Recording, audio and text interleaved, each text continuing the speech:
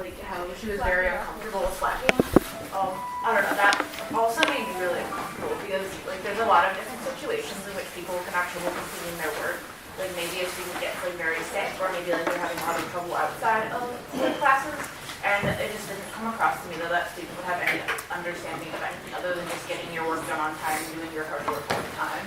And like I do agree that it's really important we have people on the honor committee who strongly believe in the honor committee, but like or the honor code, but there's a line between believing in the honor code and like not believing in anything else in regards to that.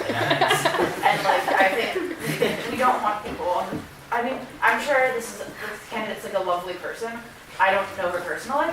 I wasn't at the interview, so I can't speak to her quality of human being. But like, I just don't know if I'd feel comfortable with her being on the student honor committee, especially after the reservations people who were at the interview have had.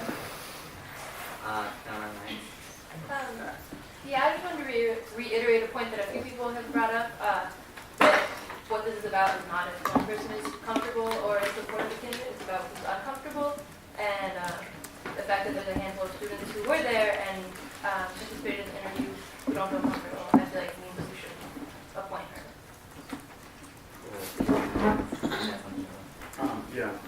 I was just going to say that the honor committee, talking to people who have actually been on the honor committee, does a lot of clarifying and a lot of dealing with cases that are often misunderstandings, and they tend to be really, really good about those, from what I've heard, and tend to try to not make people deal with sanctions or things that will make their job more difficult, because oftentimes people are breaking the honor code because they're academically in a tough situation. Lots being expected of them, and sometimes they do something or misunderstand something, and the honor committee doesn't want to make you in a tougher situation, because that kind of incentivizes people that you want. They tend to be actually pretty good about that. And so I think in general the honor committee is about understanding, and is pretty good at understanding. I think that's a strong moral, and I think this person believing that upholding the honor code is an important thing, but I think that the first line, the thing they say is most important about being on the honor committee is that every single case is different, speaks to the fact that they understand that there are going to be misunderstandings. They understand that there are cases when things might be ambiguous.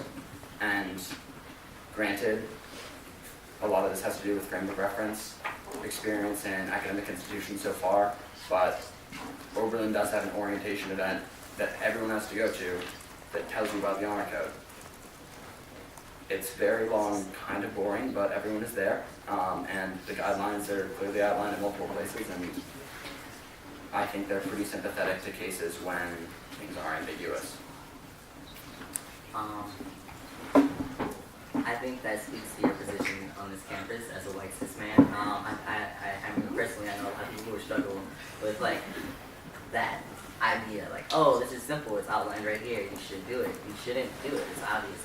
But not everybody comes from that perspective, and I think that's the same perspective that this candidate was coming from, which is why it made me feel really uncomfortable and pretty human.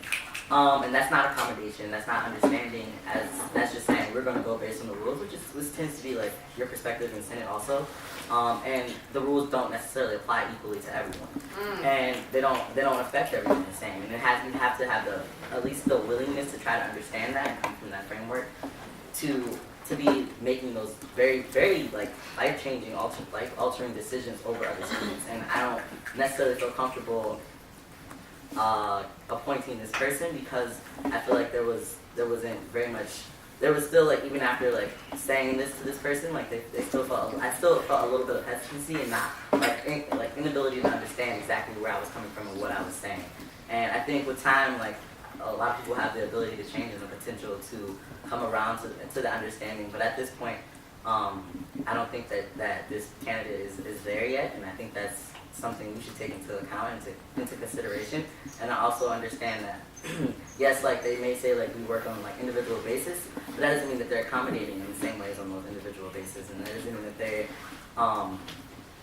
that they actually like take into consideration like the struggles that are outside of like on paper, like, oh, you know. And so I think that if we have the ability to elect or appoint 30 students, we should be very critical about which 30 students, because the more voices that are very much in the interest of the student body, the better, rather than just random voices who we just want to appoint them because of time or because of some feeling of comfort that you may get from them saying that they don't like people who slack off. I don't know what are you particularly arguing, or what the senators who are trying to appoint this person is arguing about their character, about like putting this person on rather than like a time issue or other, like I don't understand where we're going with this conversation. Like there is a lot of discomfort that has been expressed through a lot of senators and a lot of different perspectives, and especially those who were sitting at the interview themselves.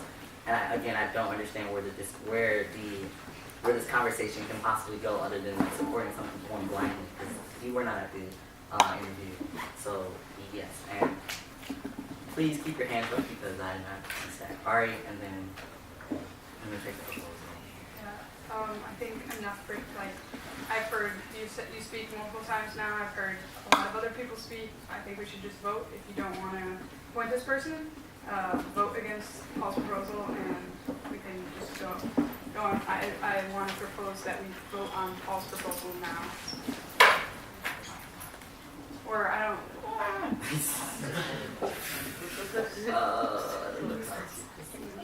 Process suggestion. I think that was a process. That was a process suggestion to stack and vote directly on that. General feelings on that process. Can I say something right after? Okay. Well, that was shut down. What has a proposal? I would like to propose that we vote on this specific candidate right now, because I don't think the discussion can go anywhere it hasn't gone already.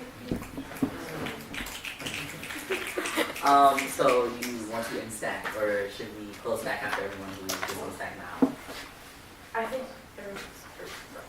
bylaws thing. Can I just say that? Point of order. Point of order. Yeah, thank you.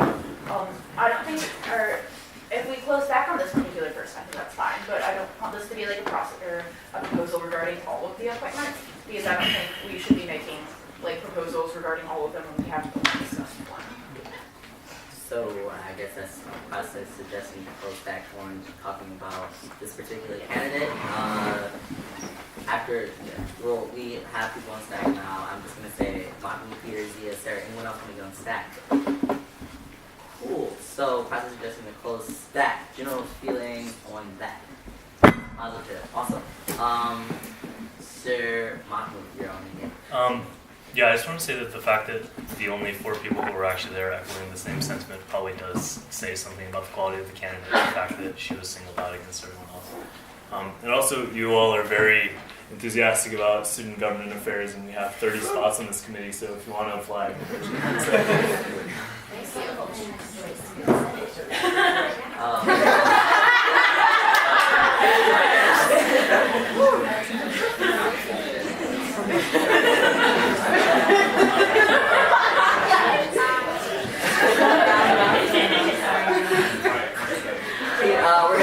We're gonna order. Peter, you're on stack. I definitely hear what you're saying, and I definitely hear that it may be potentially somebody who's coming from a more disciplinary kind of background, in terms of it might be a little more intense. But I think that an understanding of this will come from being on this committee this year, given that there are plenty of seniors on the committee who are going to leave, and with that, institutional armor is going to walk too. And if they're on this committee right now, then they'll actually learn how it's done, and that it's more about clarifying misunderstandings than it is about busting people. And I think the fact that we're doubting her ability to kind of understand is kind of a little odd. It seems like the dispute is more coming with the fact that she seems to place a lot of emphasis on hard work and a lot of emphasis on, not cheating. And I personally think that working hard is important as hell. If I were my ass, I don't sleep very much. Like, I'm kind of on the same page. Yeah. I definitely want to reflect what Mahmoud just said, which is, if the people that interview the candidate are uncomfortable with appointing them, we should all respect that. But I'm not sure what the process is of denying applicants, and I'm not sure how that corresponds works, but I think it would be beneficial for the sake of, enriching members of the community, for maybe mentioning to this person why exactly they didn't get appointed. So maybe in the future, if they want to try again, they can improve their education, dealing with other people from different perspectives. Before we talk about that, Sarah. I just wanted to sort of respond to a couple sentiments that are going around. I started asking you questions because I was uncomfortable with just one person because I didn't know who else would have been at the interview denying an applicant who had already been through a process. And I understand that you're coming from a different perspective than the process that they've already been through, and I respect that a lot. But I'd like to speak up for the people who have been defending this applicant in that I would hate to see an applicant who rubbed one member of the Senate the wrong way, and now I see that it's been multiple members, and I respect all of your guys' view on that and understand why this applicant may be denied and think that's actually probably a good thing.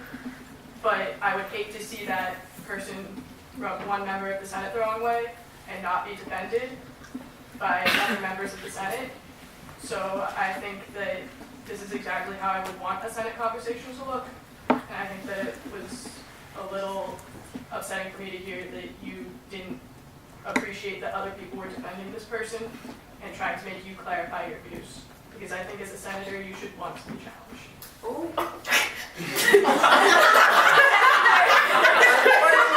Unfortunately, we should not address what is just been said.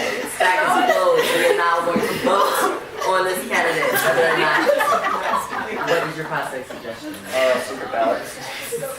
Okay, we have a prospect suggestion for a secret ballot, and unfortunately that takes precedence. You can't really deny it. So staff was closed to this particular candidate. For this particular candidate only. We can still talk about, because I think I put 7 candidates on the proposal, so if anyone wants to say anything regarding that, then you don't have to vote on the proposal. I process suggests that we vote on the candidate and proceed to discuss those candidates, so this doesn't get other people don't try to get attention. I don't know, whatever.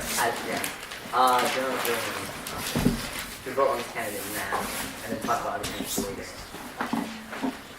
Yes. I'm proposing that we elect this candidate who... The proposal is good. No, I can propose together. Okay, cool. So, what do you want to do? No, we're doing a secret ballot. Yes. Are we voting on Paul currently right now? No, we're voting on the candidate that we've been discussing that I sent you guys an email. Yes to electing a candidate, no to not electing a candidate. I didn't know that.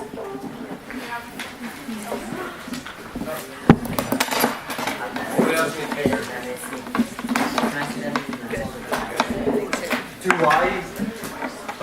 Do I count the votes? Okay. I have a problem. Yes. There, wait, hold on. Do we have to vote to have a secret ballot? No, No, it's Very unclear. yeah. If one senator is suggested, we have to Okay. appease that senator. Yes. So I just want to get this totally confirmed because I'm a little longer. Voting yes means you are accepting, voting no means you are not. Absolutely. Good. Everyone clear? If all the senators clear on that, voting yes means we accept this person. No means no. We don't accept this person. Cool. How many ballots do you have? How many senators do you have? 15 here. Oh, everyone's here today. Oh, we get a cheat or something. Are there any others? Yes. Just count. I mean, it's arguable.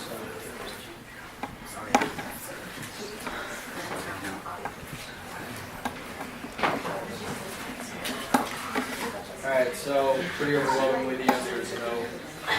Okay. Are there 13 people here? Okay, then there were 2 yeses, so 13 no's. Wonderful. So we're gonna talk about the rest of the candidates as opposed, and there's been a proposal on the table. Would anyone like to go on stack? Yes. So we started with the second candidate. Are we going to go back to the 330 candidate? We can. Okay. This this isn't comment on this, the candidates so far as respect within the Senate. I feel that a lot of people are very passionate about what is happening here, but they should still respect that this is a student Senate meeting and that all auditory comments should be kept to themselves. That way, like you can do an Oberlin knock, but loud auditory comments should be either kept on stack or kept to themselves because it's a very distracting thing at the students. I have myself on stack. That's not one of our ground rules. The Senate and the South function and Senate plenary. That's not what we have to do. We did agree to not be like bullying or negative, but positive encouragement is we did not. Yeah, that's so. I'm sorry to make you feel uncomfortable. It's like this maybe like we could I guess we go on the ground rules, but that's not how we function in the Senate. And yeah, so sorry. Hard. Yeah, I'll give you a little background into why we encourage positive enforcement is because, again, I think the first noise of the room occurred after a comment about what happens when you try to get people who are passionate about their well-being on campus into governmental spaces and committees. And what happens, I will tell you right off the bat, is it's very difficult here as representing a minority on campus to feel affirmed and to feel supported, to even feel part of this conversation. I did not develop this conversation. This conversation is developed by the people who developed this school, who have been the 70 to 90% majority of this campus since it started. If not 100%, because again, remember, this is an institution that was founded that excluded people of color and women.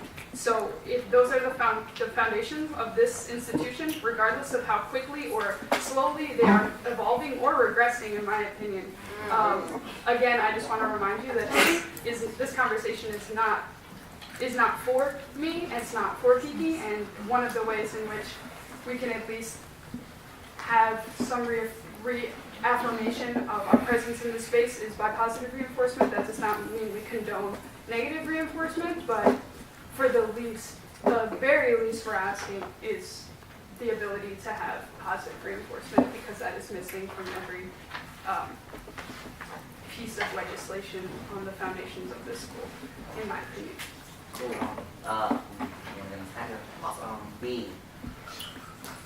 Yeah, I just want to say that I think that our bodies are policed enough, one on this campus, two outside of this campus, three all over the world.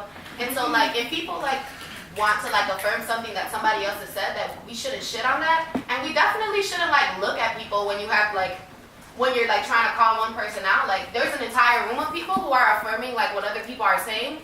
And so, like, let's not, if you want to, like, individualize people, then, like, do that. But I also know that that's kind of rude. And, like, it's just rude. Like, what?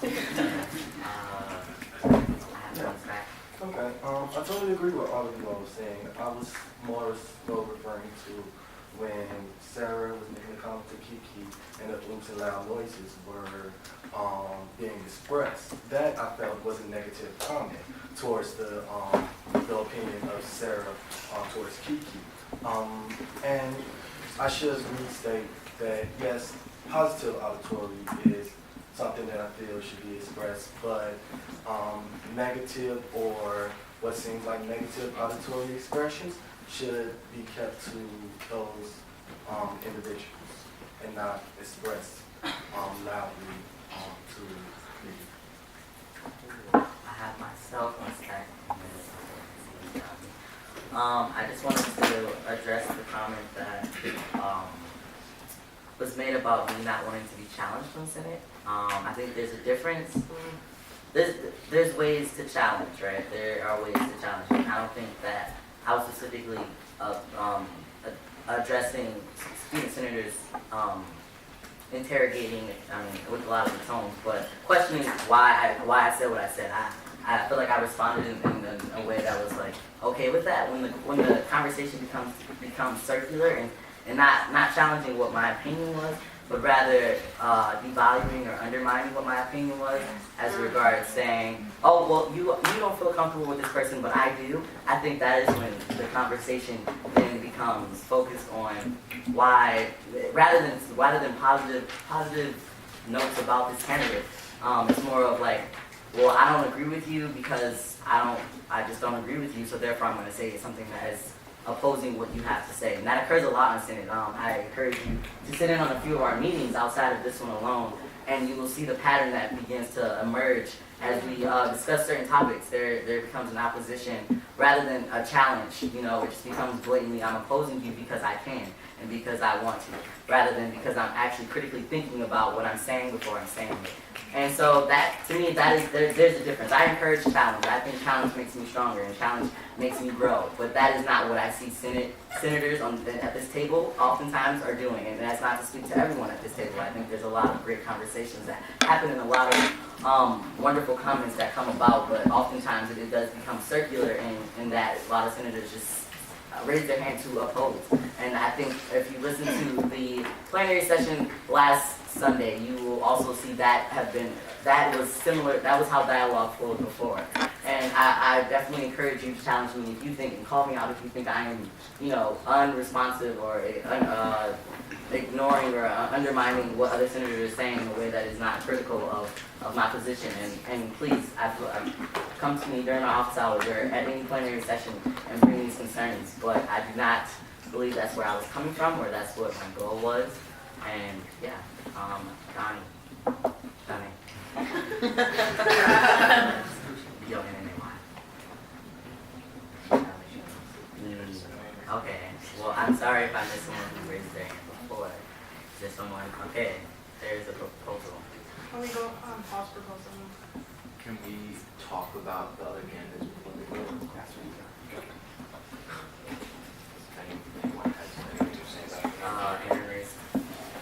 Well, I was just going to say, does anybody have any comments on any of the people on the student honor committee? I don't know, unless something's coming, glaring at somebody, then I don't know if we need to do this one by one.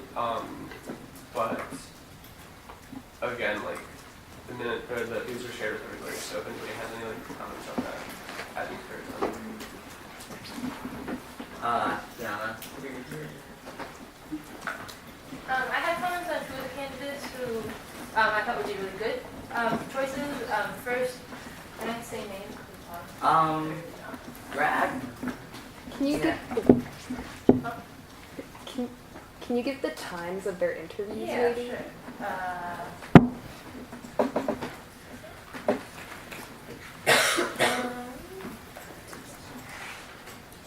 3:30 and 4 on Friday. First for the 3:30, whenever people are ready, I guess. I thought that he was a really good candidate. Last plenary, we spoke about needing students on the honor committee who are from backgrounds where they maybe aren't familiar with this kind of academic policy. He's also a student of color. If you look at what sort of things he's involved in at the top, one of them is a program for low-income students. He talked about bringing a viewpoint of a student who isn't or hadn't had the opportunity to be super involved in administrative policy and administrative spaces. So I thought he would be a really great candidate. And then also, I was at ours office hours and I remember that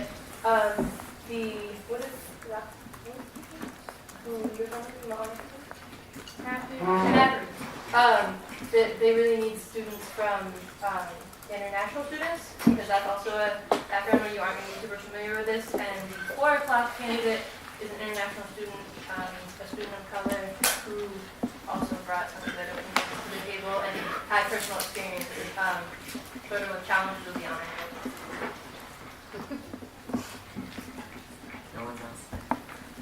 Well, the other appointments or interviews that I attended, like I said before, I did have I did see a lot of I saw a lot of potential in these candidates. Not that they came to the table with oh yeah, all these things, but were very receptive and very critical when asked the same questions. And I thought that Yeah, as freshers, like they have a lot of potential in these spaces, so I didn't have any problem with that with them.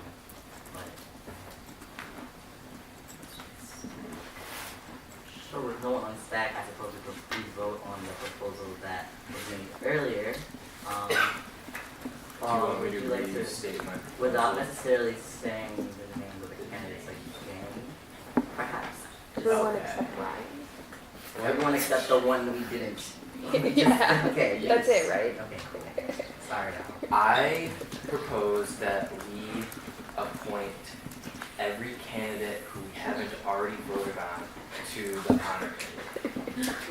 General feelings. All in favor? Aye. Any opposed? Any abstentions? Julia, yes. Alright, so, I think we should move on to since we've appointed the student honor committee, we have 2 people from the forum board. So I just wanted to give some comments on them. I was interviewing them with Rachel. I think they're both really good for the job. I also think that they've worked really well together. As evidenced by they took their interview together. So I would have no problem appointing them both to the forum board. Taught me a lot about the forum board. Say anything, opposition, in favor. Okay. Okay, I think I saw a lot of I propose that we appoint both Diami and Zia to the forum board. General feelings? All in favor? Aye. All opposed? All abstentions? Are there any more appointments? Hey. Congratulations. Things done. Thank Are there any more appointments? Yeah, so we also interviewed somebody for the Committee on Environmental Sustainability. She's been attending these meetings already, working very closely. She speaks up in meetings. She's an environmental study major, active all over campus. I think she'd be great for the position. And unless, like, I'm going to make a proposal, like I vote that we appoint her to the Committee on Environmental Sustainability. But if anybody else has anything that they want to mention, Can we possibly just get like a minute or two to look over the proposal will be. Okay, and Peter. I was at her interview. She was really great. She seemed really dedicated to this stuff. Knew this stuff's been going to these meetings for a long time. I think it's a great person for the committee. We have a lot of great candidates at this school, but she seems very enthusiastic and pretty well versed in all this stuff and ready to step up. So yeah, I like her. Being part of the Committee for Environmental Sustainability, I can confirm that she does come to every meeting. So. Also, I know her personally outside of this interview, and I do know that she really does have a very strong commitment to environment on campus and actually getting us off carbon for good, which it doesn't always seem like everybody is interested in. So I strongly support this candidate. She's great. Anyone else want to hop on stack? Yes. Sorry, John Brady Needham is. If people are concerned about this candidate, CES is one of the most useless committees in this college. I also attend all the meetings, so don't worry about it. Good.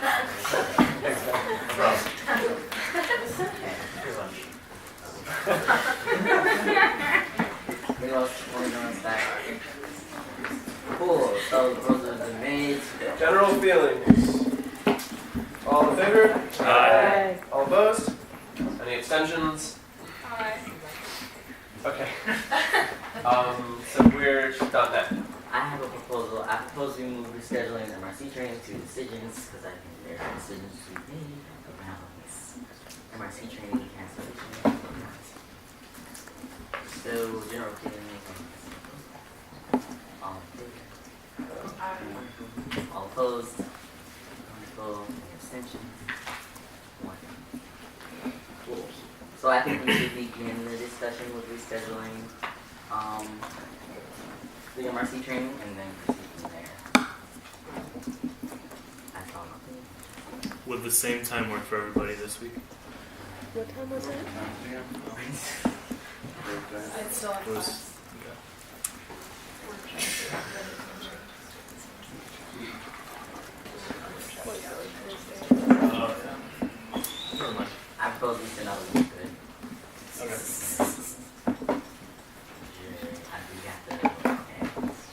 feelings on that. All in favor? All opposed? Any abstentions? Cool. Okay, so why I wanted to move this to decisions, because I think this was like Wednesday was not the big decision. As regards here, I want to bring to the table how the MRC training was canceled, and I want senators who were involved in the cancellation, directly involved in the cancellation of the MRC training to step up and express what occurred exactly. So the rest of us senators so we can know what happened.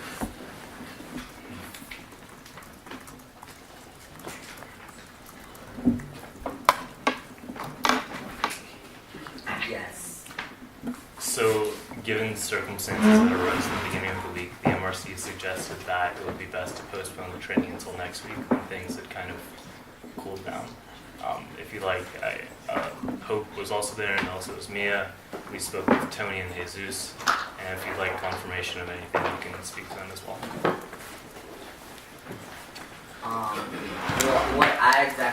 What I'm looking for is exactly how that process went about, because there was an exclusion of, if I'm not mistaken, 3 senators, so there's 15 senators, so there was an exclusion of 12 senators in that decision process, and so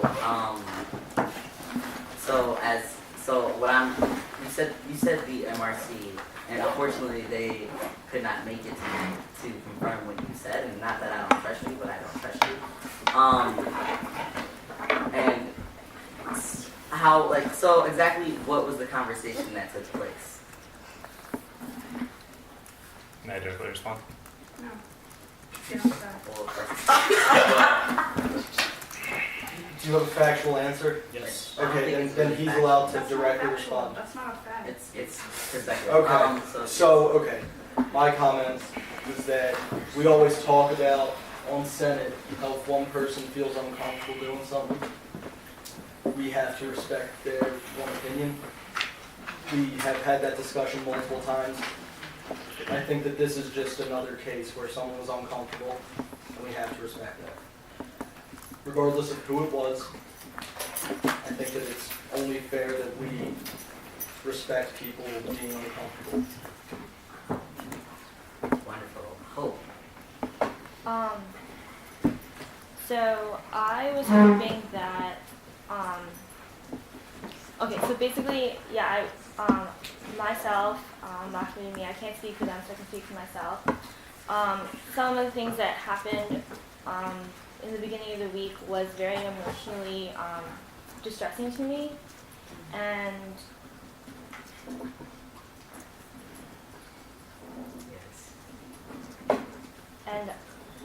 I expressed that, like, some of the issues that I had, and I know that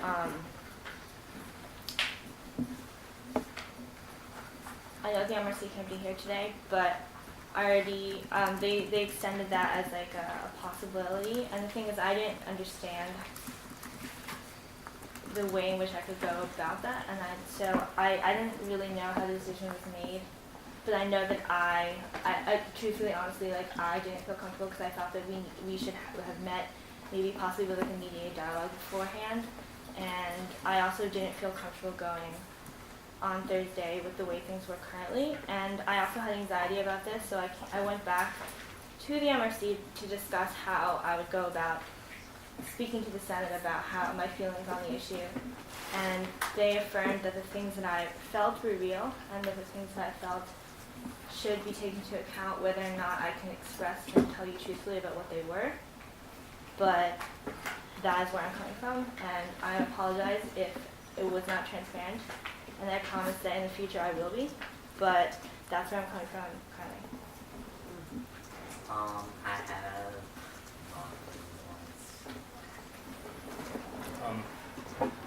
Yeah, so I just want to reiterate that, like, we did not make the decision, it was the MRC. If you don't trust me, you can directly email Tony. Should be glad to clarify. Yeah, I think that Hope talked about it.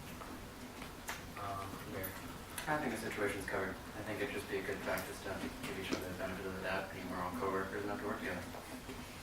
And we don't mock good.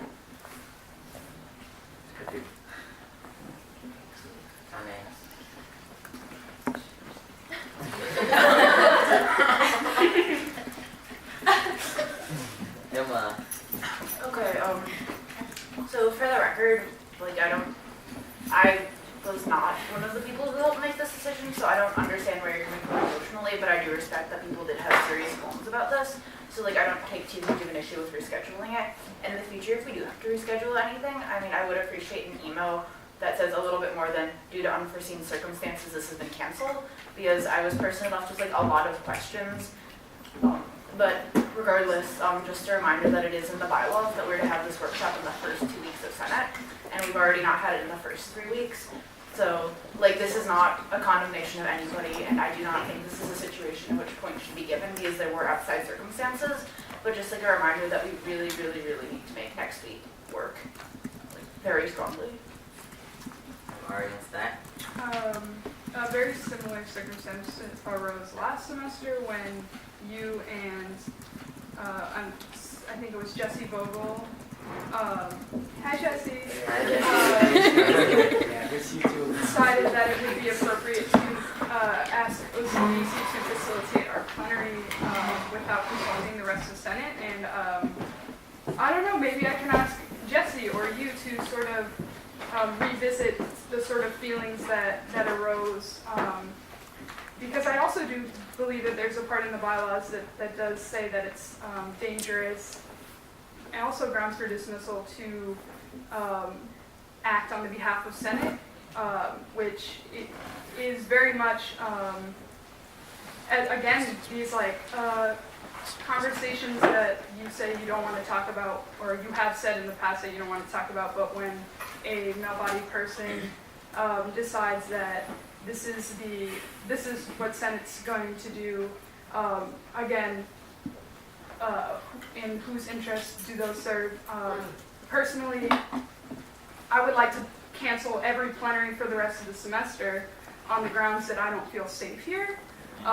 Do I have the power to act with said individuals to cancel every plenary, every single situation that arises in the future that has to do with Senate? Do I have that power? No. Do I feel safe? Go and read every single minute from every single plenary that has ever happened. I'm almost positive that's something like I don't feel safe in this space has been brought up every single plenary. Has that ever been addressed? Who gets to address that? These are big questions, and like again, I do want to respect the fact that a senator did, and affirm the fact that a senator did not feel safe in that space, and maybe multiple senators did not feel safe in that space. But that is not grounds for speaking on behalf of Senate, and it also is also charged and implicated with a lot of things that I don't even really have the energy to go into it. I hope other people in the room will step up because I'm not in a place to do this right now. But yeah.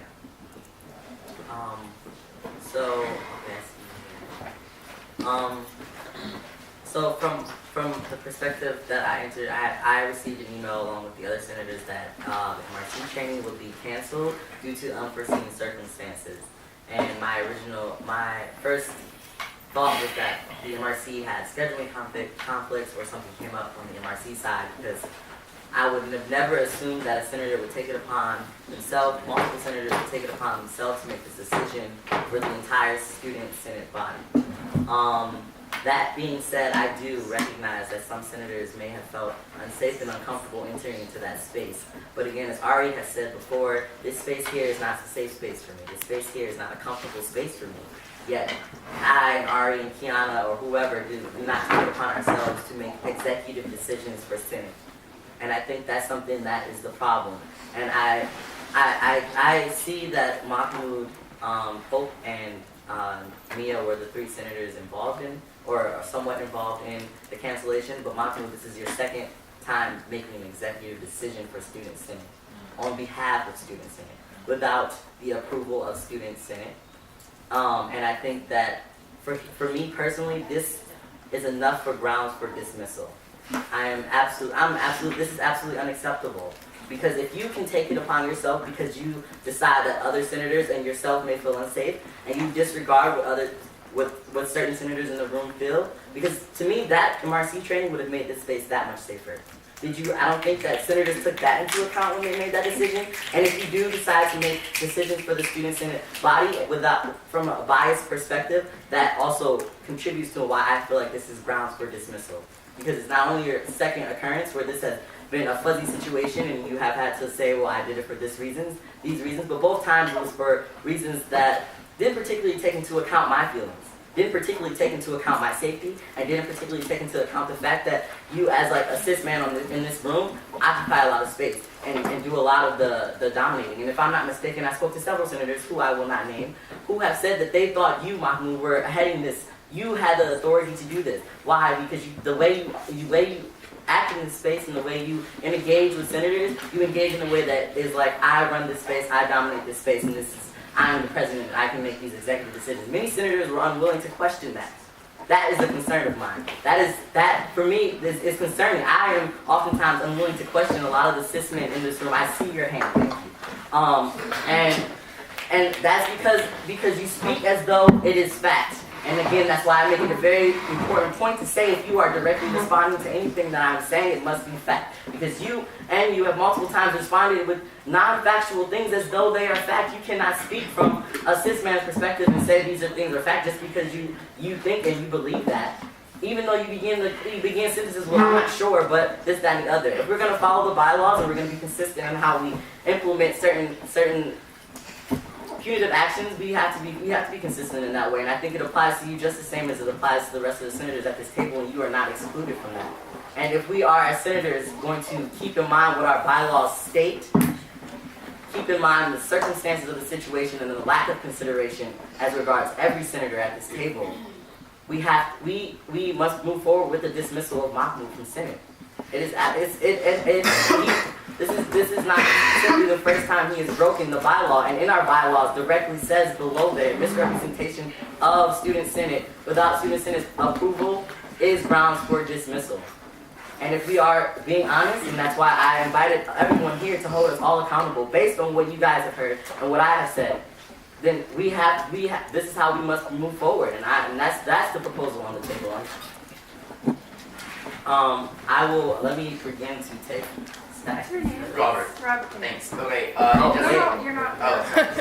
There are a lot of hands going up. I have Aaron next. Please keep your hands up. Peter, you're already on stack. Aaron and proceed. Everyone keep your hands up.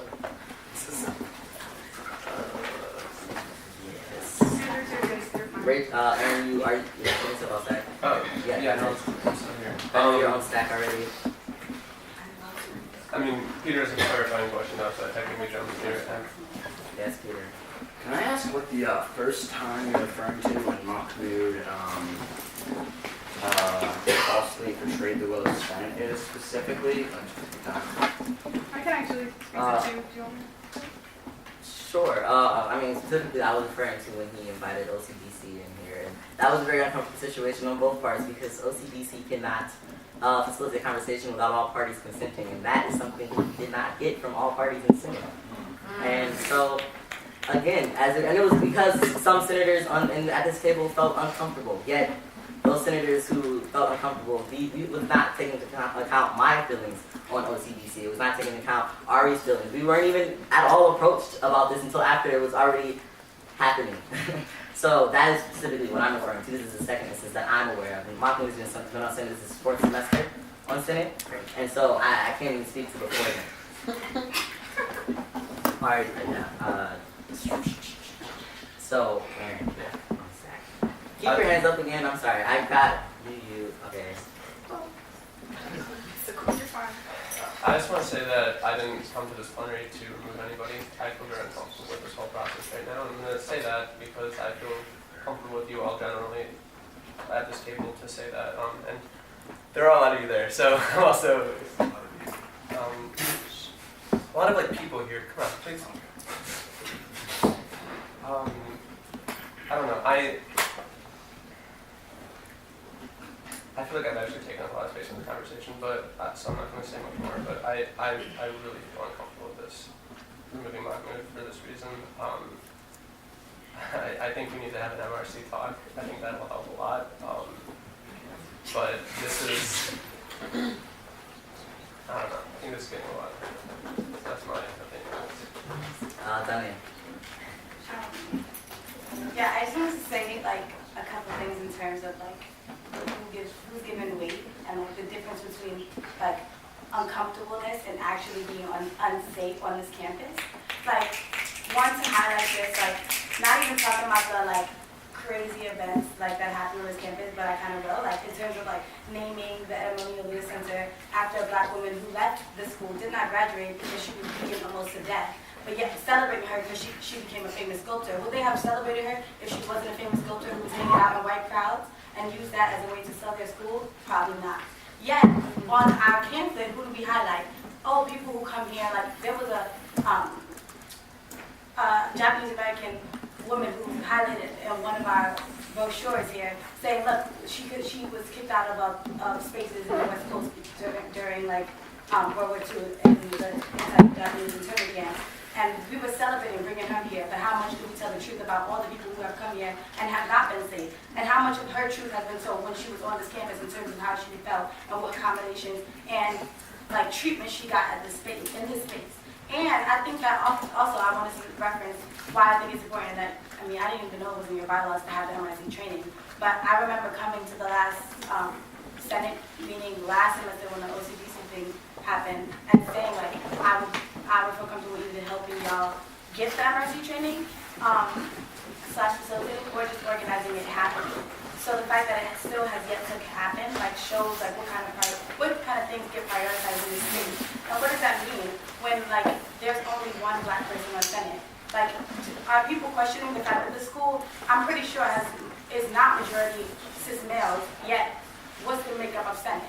What's the racial makeup of Senate? Who are you really representing? And what does it say to say like that, oh, I like that people disagree and I want to affirm that and not affirm that you felt uncomfortable because you're one person. But you also have to understand their racial identity, their class, their background, their experience, and how that would differ from someone with privilege. It does not hold the same weight. If you're given a leg up in this community, which a lot of white cis, like middle class men are, and those are the majority of people who have been on Senate historically, like let's be real, and then say your opinion holds the same weight as someone who has been systematically and is still systematically silenced by this institution and many more, is the same. That to me already shows the lack of framework that Senate has in thinking about what's good for this institution. And I don't know, I think that oftentimes we need to understand when our comfortableness is just that. It's just uncomfortableness, and it's not unsafety. Because who was being chased last March 4th? And then who was asked to be commemorated? Did I ask for a silent vigil? Did I ask for love posters? Do I feel love? So I just look at it and walking into the space constantly. Like this is just, I'm not hating on Senate or like the body. I'm just saying like this culture of silence and this culture of you can't be upset, you can't be angry, you can't feel, and that's not as valid because someone else feels uncomfortable because we're so scared to talk about what's real and what's going on. And the anti-black sentiments that keep coming up. And what does it mean to associate a black body with anger? And then therefore say that their opinions are increasingly invalidated. And I've been in many Senate meetings and have sat through this and listened through this. And I'm not coming from a biased perspective. I will say that I identify as black, so I'm going to speak to that truth, and that's my truth that I hold.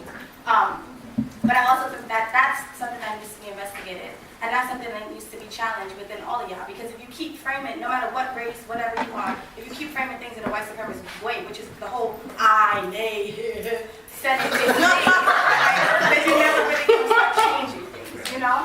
So I think like even evaluating and saying who made the process of Senate? Is that a body that was governed by people of color? Did people of color decide that? Did women decide that? Who did? And if they didn't, even if you can't change it in total, how do you compensate for the fact that you know this system, Senate as a body, was made by white cis hetero men years back and it's still being used? And then you say you're trying to include voices, but where are those voices and where are those faces? It's only when we come to this room and then everybody feels uneasy because they're like, oh wow, you showed up. And then that's why people get sensitive when you're like you, because we feel like you constantly every day on this campus. And not only here, because it's trivial here. There's actually people, how much are CDS workers paid? How much do you even think about that? Like, how much are like, opportunities given to this community when 55% of this community is under the poverty line? Slash, we worry about how people are going to get to Walmart from this college. Have y'all thought about how people get to Walmart from this community? See, that's the kind of framework we're thinking in. We always thinking about us, and then we're not evaluating the privilege we even have to sit in a room and talk about the way we get our education. So I just wanted to put that out there, and I really think y'all should have the training. And if you felt comfortable, then that's real too. But maybe everybody doesn't need to be like in the same like space to get the training. You know, like there's a way that they're trained to facilitate, they're trained to mediate, and they're trained to try to listen to all voices. So I don't know. That's what I want to say. Okay.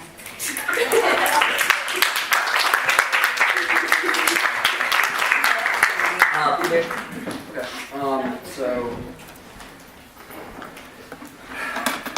Mahmoud, in this circumstance and the last circumstance, did not speak for the will of the Senate. In this case, Lopez told us, she said she felt, did you say unsafe? I was going to directly respond to that. Okay. Sorry, 1 second. I just understood. Of course. So, much like the case when we attempted to bring an ombudsperson in earlier today, someone, I have no idea who, sorry to beg you, felt uncomfortable or unhappy with it, and the ombudsperson decided it would be best to be here, and we thank for that, but that we weren't going to do what we had talked about doing, which was potentially having a meeting where we set up ground rules and where she works through ground rules with us in the beginning and throughout the plenary process.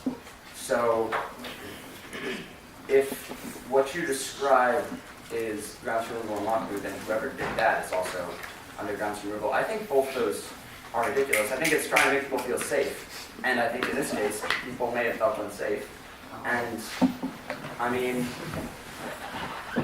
if people feel unsafe, we can reschedule it. It wasn't that we're not doing it, it's literally that we're rescheduling it. And I think blaming that on Mahmoud because he sent out the email and claiming we should remove him is not quite fair. I mean, very far from being anywhere near quite fair, so yeah. I have a proposal to close stack and go ahead with your proposal. We vote on it. That's a process suggestion.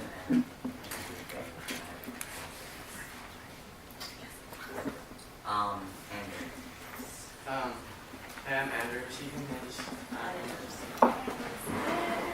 I think everyone, like, not to be that guy, but everyone would probably benefit from just like a deep breath because I feel really tight. I wanted everyone to take a moment to reflect on if they came to this room. If they came to this room like feeling passionate, feeling like something's gonna happen, did they feel aggressive or defensive? And if either of those, like, how is that shaping their role in this conversation, which is supposed to be between like human beings and like, I don't know. And I was actually gonna say something similar to what Donna said, which is there's a difference between feeling uncomfortable and feeling unsafe, and like where that is in like the grand scheme of your life. Because I listened to the plenary recording from last week, and I honestly cried in my room and went to bed instead of going out.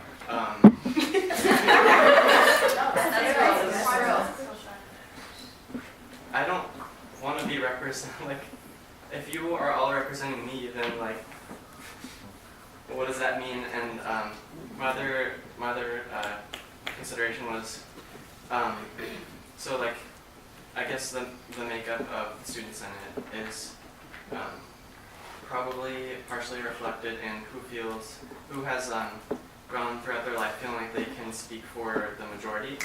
And if you came to this campus, I came to this campus, see a lot of white people. Do I feel like I have the right to represent all these white people? Not really. I haven't been brought up since elementary school, since high school, my elitist school.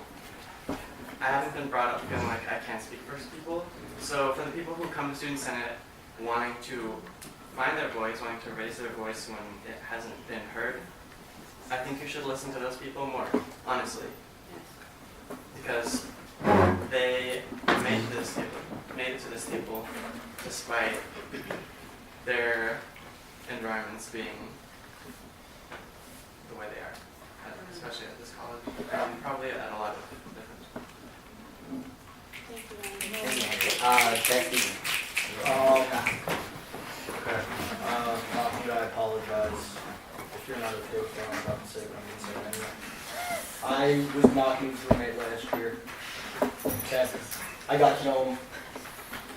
To be clear, when you say that white cisgender men are the ones making the decisions, Mahmoud is not even from this country. Mahmoud is a person of color. So he is not a white cisgender man making the decisions. Okay? So let's stop saying that, please. Because I think that he takes it offensively. And as one of his best friends, I do. I really take it offensively. Because his background and what he's come from is not being appreciated either. And I'm not trying to silence anybody. I've spoken to Kiki on the side, I've spoken to Ari on the side, I spoke with the MRC multiple times. I will speak with anybody. I always try at least. I can't say that I always listen perfectly, but I always try to listen to what people say. And I try to do that. And I'm not against that. Mahmoud did not make this decision. The MRC suggested it. And so Mahmoud was the one that sent the email. That doesn't mean that he made the decision. So don't get mad at Mahmoud for doing what he thought was right because the MRC told him that he thought it was right. And I'm not saying that people feel the same level of uncomfortability or unsafeness, but if somebody says that they feel unsafe, then they feel unsafe. And from talking to plenty of people this week, a lot of people felt unsafe. And I'm sorry if that's not right, and we didn't want to cancel the MRC training. The email specifically said, we will postpone it.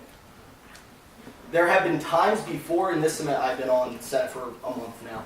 There have been times before in this semester that we've just completely gone against the bylaws. My first plenary, we went against the bylaws. So that's a not point to me. Okay? I do not see why Mahmoud is first of all being blamed for this. And second of all, I just want to repeat that the MRC training is going to happen. It was never not going to happen. But for people's well-being, both mentally and potentially physically in their minds, it had to be postponed. That's all. Sarah, I have you on stack. Yeah, so I'm just confused at this point. There has been a version of the story which was Mahmoud, Mia, and Hope went to the MRC. Someone individually representing themselves expressed that they felt uncomfortable with the way that Senate was going, and the MRC, upon reflection of that, decided to cancel the training for Senate with reflection of facts from a personal perspective. So I'm confused why Mahmoud is being accused of representing Senate opinion when from the version that's been said, it's his own or whoever went to the MRC, their own opinion, and the MRC purely reacted to that. Also, I'm confused why if Mahmoud, Hope, and Mia went to the MRC, only Mahmoud's position is being called into question, and why Mia and Hope's aren't. If all three of them went, I just want to know why all three of them aren't being called into question. Rachel. Yeah, I think when the email was sent, a lot of people were confused and we didn't have the information. I think since Mahmoud sent it, it makes sense that people inferred that he canceled it himself. But now that we have the information, it doesn't make sense to me why he's blamed for canceling it, because I think he sent the email and the decision was made by others. Hope.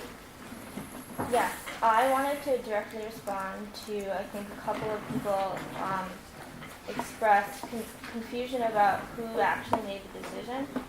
And so when I went, I'm going to speak for myself only, when I went to the MRC on Tuesday morning, I had told specifically Tony and Jesus where I was coming from and how I felt unsafe and how I felt uncomfortable. Not specifically with the MRC training. I think it's very important that we have that, and I am sorry that we didn't have it before we met today, because I think that would have been extremely beneficial. But from what Tony expressed to me was from her, she told me that I could say this because I asked for her permission to say this, and she said that it was her professional opinion that we should have a mediated dialogue before we met again. Unfortunately, that didn't happen. And she said that it was her professional opinion that we should perhaps postpone the MRC training until we had worked out some of the issues leading into it so that we could better go to the MRC, have the MRC training as a group. And also, because myself and I don't know, and other senators possibly, felt uncomfortable about. It wasn't that we felt uncomfortable about the training. It was we felt uncomfortable about meeting as a Senate in that space after what happened earlier in the week. And she said that it was her personal opinion that we should have a media dialogue before, therefore postpone the MRC training. And it was not. And I mean, yes, going back to what Sarah said, if anyone is to be blamed, it should be all three of us, because it was not Mahmoud specifically and only who made this decision. We didn't make the decision. We expressed how we felt about it, and we were given that option. I think that they never asked us to make a decision for the entire Senate, and instead we addressed issues that we felt personally and were validated for those feelings. And so I don't think it's right to persecute Mahmoud for this. If anything, we should all be as a group, or we should perhaps, contact the MRC and ask for maybe their side of the story, because right now this isn't fair. This isn't right. Cool, I have score on next. Yeah, sorry, I'm really confused. I have a couple points I want to make. I think the first one starts off with listening properly, or listening to make sure that you hear what people are saying, giving weight to what they say. Specifically in the sense of hearing the different perspectives, and if you all are being held accountable as a group, this would be Mahmoud's second offense, if I was here correctly, Kiki, which would mean you all have your first offense of breaking the rules, but you have your second. So that would be more of a council reason for me to let us go. Second is for the ground rules, it says thinking about intent and impact, and maybe you're not trying to necessarily silence people's voices, but you are. And I think being held accountable for that is important as being a citizen to speak for people that you necessarily don't relate to. And I think the last thing I want to say really quickly is just about sort of responsibility in this circle and whose voices are getting respected. And I keep hearing some specific phrases that I keep getting outlined about the MRC. Hope you just said something about that you want to move collectively, but this approach you did at first was not very collective. In your approach was saying that you wanted to, say that you were uncomfortable, and now you want to move collectively. I'm just confused as to which one you're really speaking to, not to the person. I can directly respond to that. Finish mine. Not done. Thank you. And so I just want to watch and make sure that we're being accountable for what we're saying. Because I feel like there are a lot of hypocritical statements being said, and some instances are saying that somebody said this to do this, but then there's something else that's being said to sort of counter that. I'm not really sure which one you guys are going with. And I just want to say that I second Kiki's notion. And if anybody else supports, I think you all should take third, fourth, fifth, sixth, eighth, and keep it going, so you understand that you all don't need to make decisions as a group. And if you all did F up with the MRC or whatever happened, you said that you were uncomfortable. That's one thing, but Kiki and Ari have been voicing, if I'm not heard, that they felt uncomfortable numerous amounts of time, and none of you all have felt validated that or respected that. Also, Kiki and Ari, and I heard Kian also have been saying, before they speak in their opinions, that they want to make sure that they're being holistic about their approach, but I hear none of the other people saying that before they talk, and I want to make sure that we're being noticeable about that. Robert, chickens on stack. Yeah, I mean, it's already been stated mostly, but I think it's inappropriate that if there were 3 people, then it's directed at one person considering a dismissal. Also, I don't know, it hasn't been very clear if there's been a proposal to dismiss, but it doesn't make sense to be discussing something that hasn't been proposed. Also, it seems a little inappropriate to be judging someone on a past whatever hiccup it was, if that hadn't been discussed at the time of that. And whatever those Okay, well, okay, I just wanted to put that out there. But thanks. Alright. So again, this just needs to be said because we are talking about a very specific issue now, which is the canceling of the MRC training. And we could talk about this all night, and everyone's going to have their own opinions related to their own positionality and their own group of friends and this, that, and the third. Honestly, what I'm trying to talk about is the notion of racism. Let's talk about racism for 1 second, okay? Racism does not, you do not need to be a white person to enact racism or to enact white supremacy. Or anti-black racism.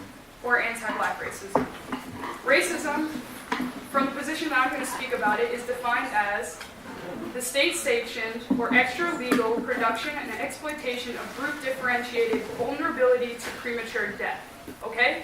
That is the definition that when I say racism, that when I say as a person of color, I am linking that positionality to a centered experience about my vulnerability to premature death, to the vulnerability of my community to the police, to the state. That is what I'm talking about when I talk about racism.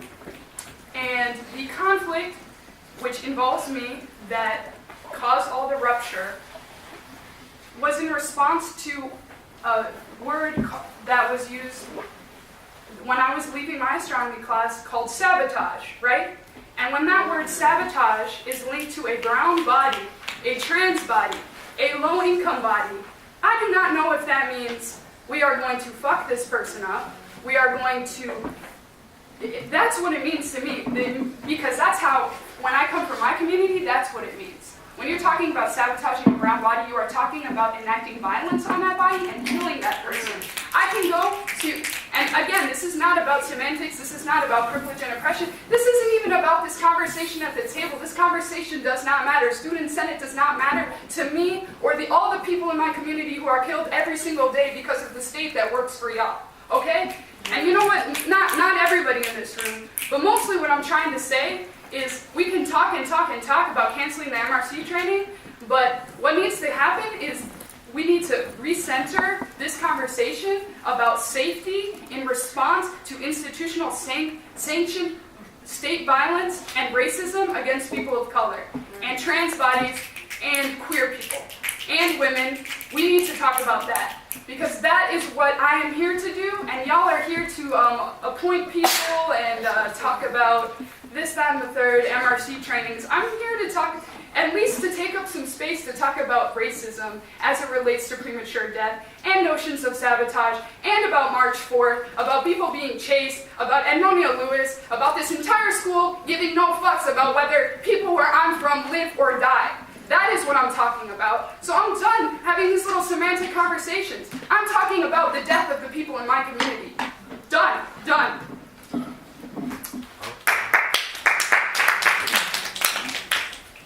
I have myself on that.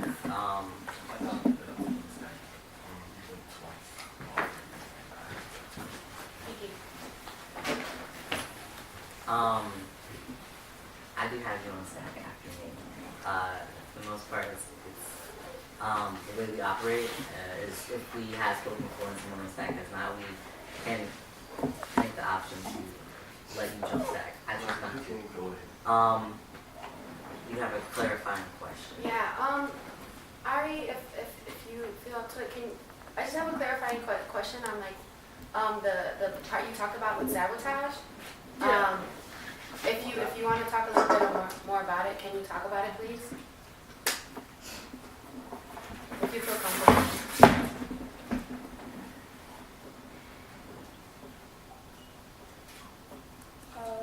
You don't have to.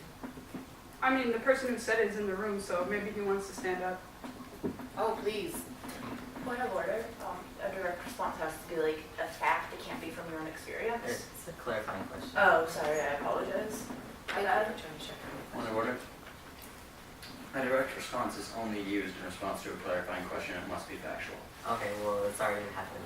I'm sorry I didn't catch it. I do have my cell phone static. I think that there's been a lot of points brought up about it's unfair to single out Mahmoud, it's unfair, like, I don't know the whole story. And from where I'm coming from, like, Mahmoud has been very, very, very manipulative as regards senators in this space, and recognizing that Hope and Mia are new senators, and that they, like, and Hope said that she didn't know how the cancellation process worked.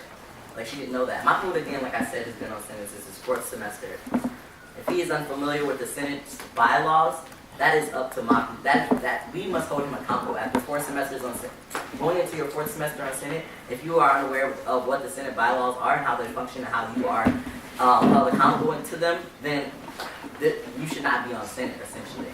And I'm not singling, like, there is, like, this conversation, like, oh, you know, what happened, like, blah, blah. Like, there is a difference, and there are ways that this could have taken place within our bylaws. We have an operations manager who very well could have said, we excuse you from these trainings because you feel uncomfortable. That is up to, and solely up to, the discretion of the operations manager when we are excused from mandatory senatorial events. Yet, again, it was taken outside of the bylaws and for reasons that were not in consideration of all senators at this table.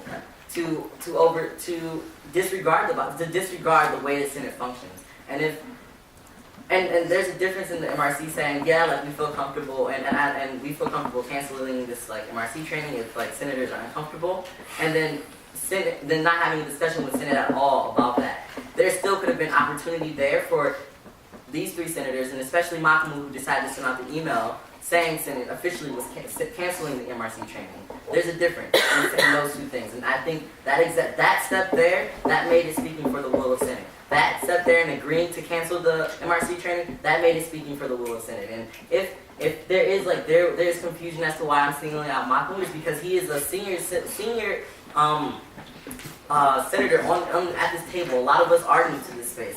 And he's continued to manipulate me and other senators in this space. And I don't feel comfortable with him being here. I don't trust him, and I don't trust his intentions.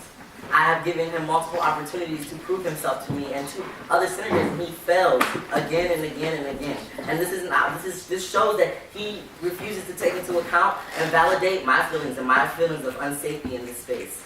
And that particularly is the reasons why I think that we should move forward with the dismissal of Mahmoud from Senate. And that's why I'm not asking for the dismissal of Hope and Mia. I think these are different circumstances, and I think that the intention behind why the MRC training was canceled is different. And there are people who will speak to Mahmoud's honor and blah blah blah, and those are his friends. Don't get it twisted. Don't get it twisted. Those are his friends. You can say you're not, whatever, but you also say you are. Those are his friends. And so, to be honest, like, I came into Senate under the impression that I would work well with Mahmoud. I thought he was an okay person. But again, he's disproven that notion, that understanding. And as far as I'm concerned, if we as senators are going to follow the bylaws as stated in our bylaws and not just like, oh, how we feel bad for Mahmoud and like his feelings. Like, if we're gonna uphold our bylaws as stated, then we have to read them and read what has happened and what has occurred. And I know there's confusion about whether the MRC canceled the training and whether or not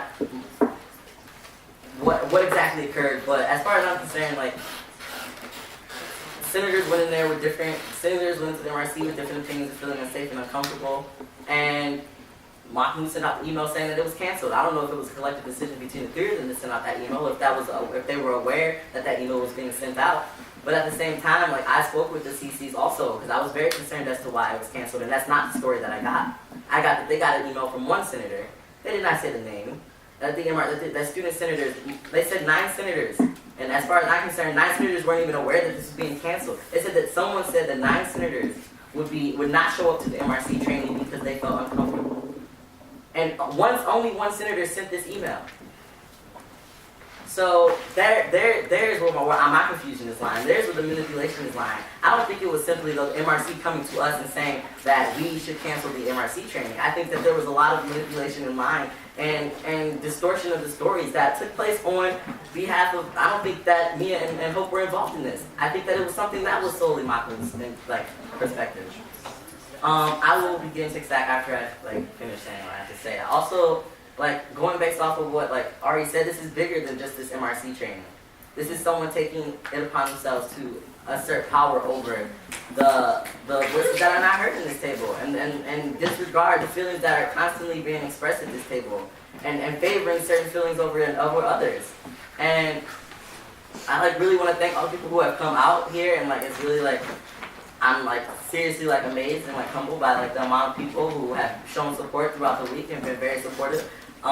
Especially as regards senators specifically targeting other senators and saying very violent things as regards my safety and my well-being on Senate and the actions or lack thereof actions that have been taken by senators in this space. And if the person who did say that they had intentions to sabotage me, if that is not grounds enough for dismissal.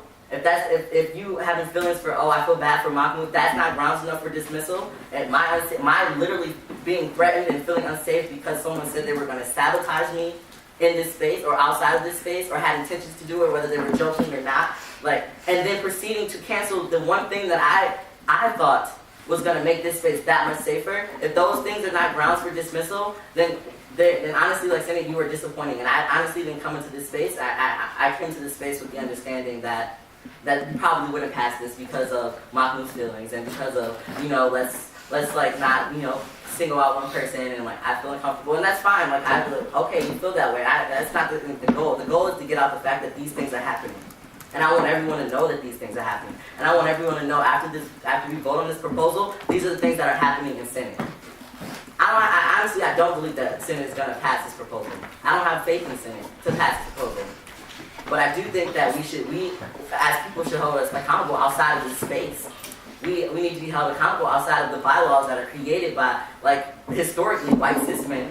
And just because I say white cis men does not mean Mahmoud is a white cis man. He is operating under white supremacy, similar to every other senator in this table. So that's something that we acknowledge. And it's clear to me that when statements like that are made, that we are not being heard. And when we can't talk about systems without somebody at this table rolling their eyes. We can't talk about racism without somebody at this table feeling personally targeted.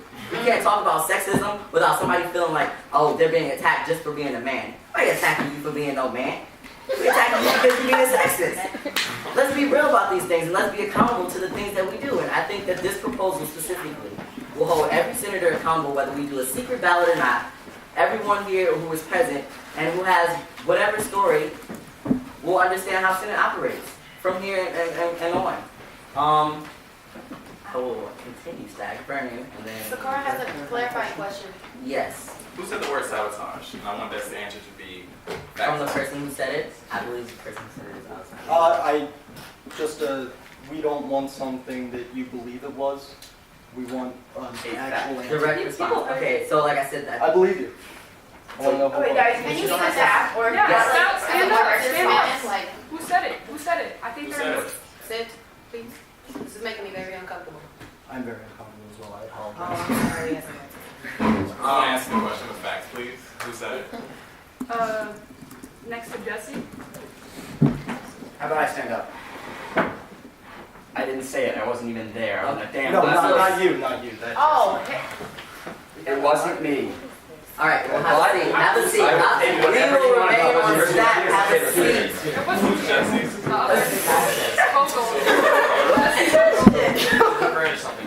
Okay, great. All right. That kid, I don't know his name. Okay, so the person who said it clearly will not step up and be accountable to what they said. Moving on. And he admitted it. I'm sorry. I didn't see anyone step up. Oh, okay. I didn't say it, but I was privy to the situation. No, if you are not the person, that was not the question asked. Please. Please, there was a specific question and there was an explicit request for a direct response. If you are not this person, please do not falsely stand up and say you are. Next one. Vernon, and if those hands who were up during all of this chaos, could you please raise your hand and I will move this way to put you on stack. Peter has a clarifying. I have a clarifying question real quick. Were you accusing Mahmoud of saying sabotage? I was accusing him of being in a conversation. Okay. Vernon, you're on stack. I literally wasn't there. Yeah. My physical presence was in their camera. That's a direct response. That is not a direct response. There was no question asked. Can we please keep stack?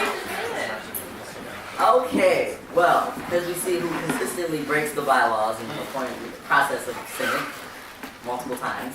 I have Vernon. Vernon, you're on stack. First of all, never talking so Second of all, I have a few points. Can you speak up? All right. I have a few points for this committee. And I'm going to go over them and signpost when I speak on them. First of all, it's the hostility within the Senate. I feel myself, as a spectator of the Senate, that there's a great deal of hostility between members of the Senate, and not even members of the Senate, but members of the Senate and the community. If you would, Kiki, view yourself to the ground rules that you yourself have pointed out to me at the beginning of the Senate. It says impact and intent. I see your intention and I see that you want to do good by the words that you say. But the impact is that you have made many of your Senate members uncomfortable with being in the Senate. As you can look around, there are many sad faces, tears within the eyes. Mahmoud right there. I've never seen Mahmoud in such a state. And for the simple fact that you said that, you know, the people who are defending Mahmoud are his friends, me and Mahmoud have said all of 2 words. One word was hello. The other word was my name is Mahmoud. I know it's not another word. Second of all, is recognize different backgrounds. While you say that Mahmoud is a white supremacist and Mahmoud is a white cis male, which I have on record that you have said that numerous times, factual information, you have not regarded Mahmoud's own background. He's not even from this country. He doesn't even recognize himself as a white male. So you have broken 2 of your own ground rules. Did I? Third ground rule. Be respectful. You have not been respectful to your fellow Senate members. And you have not shown them the respect that you yourself claim to deserve. So how do you see yourself giving respect and not getting respect? Okay? Giving respect and not giving respect. Third point, safety in the Senate. You keep speaking of safety in the Senate. You keep speaking of these spaces in which you do not feel safe. But you have not acknowledged the spaces in which your Senate members have felt safe. They have said on multiple occasions that they do not feel safe within the Senate, and on certain places that you yourself say that you do not feel safe in as well. You only hear part of the opinions of your Senate members. And the only part that you do hear is the part that you regard as your own personal feelings. The majority voices. I too have recognized. I too have recognized that the faces of the Senate does not represent the faces on campus. I see 15 Senate members and only 1 black body. But I asked the people who have come to see the Senate, how many of you have actually tried to get in the Senate? If you, wow. Okay. All right. So you guys have gotten into the Senate, but how many of you have actually come to the Senate meetings? 1, 2, 3 out of the 8 whose hands were raised. Obviously, you are not committed to the Senate members and being on Senate. Why would we want to be in that space? I'm sorry. It's one voice, one mic. You're right. Yeah, they followed the entire meeting. Are you done speaking? No. I was recognizing what she was saying. Brandon? Okay. B I'm is sorry. their preferred name. B. I'm sorry, I didn't know. Going on to the third point, mannerisms and respect. You keep claiming that you want respect, and you keep claiming to see that disrespect within the Senate, but countless times have I seen your Senate members talking and you laughing, disregarding your statements and not even listening. I've seen this between you and, I'm sorry if I mispronounced your name, Ariel, if I'm correct? Ariel? It's Ari. Ari? Okay. You and Ari have, like right now, you're just laughing and giggling upon my own opinion. You have not taken the recognitions that your Senate members deserve, and even the community in which you so-called represent. The third point is dismissal. You said that you want to dismiss Mahmoud, but you yourself have gone into the dismissal premises. And Ari, if I am correcting your name, go to page 17.2 subsection B of your own bylaws, and you will clearly see that it states, the Senate may be removed from Senate in a process outlined by the Constitution of Associations of Students of Oberlin College or by 2/3 majority vote of the Senate. Any senator may be removed from Senate accumulating points or committing one of the following actions: misrepresenting the will of the Senate, which you have pointed out, which you think that Mahmoud has done. A senator may not present himself, herself, or herself, is that right? Herself as a representative of the Senate, and if the Senate has not explicitly approved his or her or her representation of the Senate.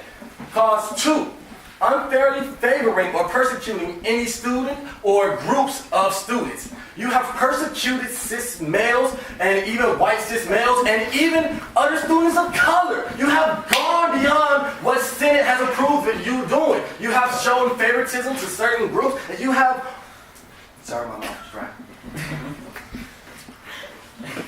You have violated your own bylaw, is what I'm saying. What? Yes, what are you doing? Going on to my next point. Can you sit down and stop yelling? None of us do that. I'm sorry, but they said that they couldn't hear me, so I am trying to enunciate my voice. If you would stop disrespecting me and let me hold one mic, maybe you can hear me. Okay. Tone though. Tone. Recognizing cis privilege. Let's keep the stack. All right, let's keep the stack very consistent. Thank you. Said that. And the fact that we students pay $30,000 a year out of our own student activity fund to fund the Senate, and from our job. Go ahead. Respect, please. I'm sorry. I'm not, but go ahead. The fact that we fund the Senate and the people who are supposedly representing me are misrepresenting my own opinion. And you are a black body. You are representing me. Out of none, it's only one black body here, and you're the only representation of a black body. You are representing me. And again, respect.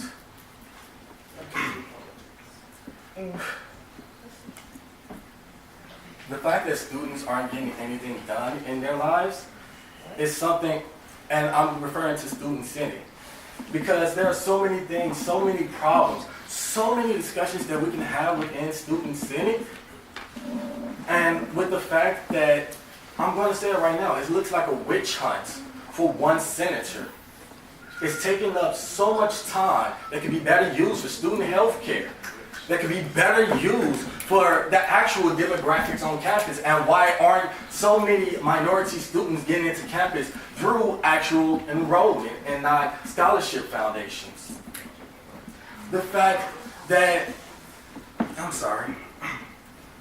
the fact that students cannot get access to the materials they need to pass science and math classes, although this year the OWLs have been brought up and there are other organizations that have come upon campus this year, students have still lack the organizations and needs and funds that they deserve. There are so many different conversations that can be had in Senate. I am so saddened to see that so much time is being used on a witch hunt for one senator. And I will damn well not pay out of my student activity fund for people who do not use that time appropriately and then just getting paid to argue on my dollar. And that's my end. Wow. Well, next on stack is Emma. Well, okay, I was... I'm sorry, Emma. We did have clarifying questions. Oh, cool. I definitely are. Sorry, I just had a clarifying question. Is this not, this reaction, this community involvement, because that you all felt unsafe and were not being listened to in the beginning, and this was, if you all were listened to in the first place, this wouldn't be happening? Is that correct? Am I in an assumption that if you all were respected and treated as equal senators on this board, this disrespect, as you call it, or show, or witch hunt, as you may call it, would have never happened in the first place, correct? True. From my stance. And there was another question, clarifying question B. Okay. Is that a clarifying question? Yeah, or are we getting a stack? Yeah, we're talking on grounds for removal. I just have a question. So if one senator threatens violence another senator, is that grounds for removal? That is not specifically stated as such in the bylaws. Okay, all right, thank you. Yes. Let me just hold on a moment, sorry. Are you referring to the bylaws I haven't pulled up? I have the Constitution pulled up, and this is section 10 of the student constitution, which governs this body, removal of student appointee. Subsection A, the membership coordinator may recommend removal of senators from the Senate, a committee, or a working group for poor attendance, but not for ideological reasons. The committee coordinator may recommend the removal of student members from a committee or working group for poor attendance, but not for ideological reasons. I think that's repeated. If a student assigned to a working group fails to attend, that student may be removed from his or her faculty and administrative committee seats. Section B, the membership coordinator may recommend that a senator be removed for not participating in weekly publicity campaigns and not for holding weekly office hours. Subsection C, a removal is enacted by a 2/3 vote of the Senate. Note sections 11 through 14 below outline exceptions to the removal process described in this section. So that's a direct response. Did that address this? That answered the grounds for removal. Okay, so next on stack. 0. Emma didn't get to speak. Oh, Emma, I'm so sorry. Oh, no worries. The first thing is that, in response to, I don't know who asked it, but in terms of removal from Senate, speaking as the operations manager, I've read the bylaws almost like 8 times this week because it's been kind of a hot topic. But you can only be removed from Senate for things that you do in your capacity as a Senate or in a senatorial duty. As in, like, you have to be serving as a senator, you have to be in plenary, you have to be doing your Senate duties and your office hours, so on and so forth. What you do as an individual student on your own time cannot be penalized by Senate, or things that would be like pretty irresponsible of us to like penalize every senator for everything they do in their free time. So that's not something that we can have the power to do. And what I was going to say originally wasn't in response to what Vernon just said. I was on stack a while ago, but so not to bring the conversation back like 20 minutes, but in terms of the MRC training, I would like to say from my own experience that I felt really pretty uncomfortable with the fact that we didn't vote on that. I felt like this week that I can only speak for myself, but I felt like I was in the dark on a lot of Senate proceedings, which was really uncomfortable since I was the operations manager. But also, so in the future, it would be, I think, a lot more helpful and a lot more transparent if we could vote on things like that. I do understand that people were uncomfortable, and I'm going to take that upon myself because I know that I did have an email exchange with one senator who felt uncomfortable, and I totally neglected to respond to their email in a timely fashion. And so I'm going to take responsibility for some people feeling uncomfortable in terms of the MRC cancellation, because that was on me. I should have been responding to emails. And then also, can I propose that we extend plenary until 10 o'clock because it's 9:30 and we have a lot to talk about, I think. Sorry, that was a lot. So I think that's a process suggestion. Cool, it's positive, I'm just going to say.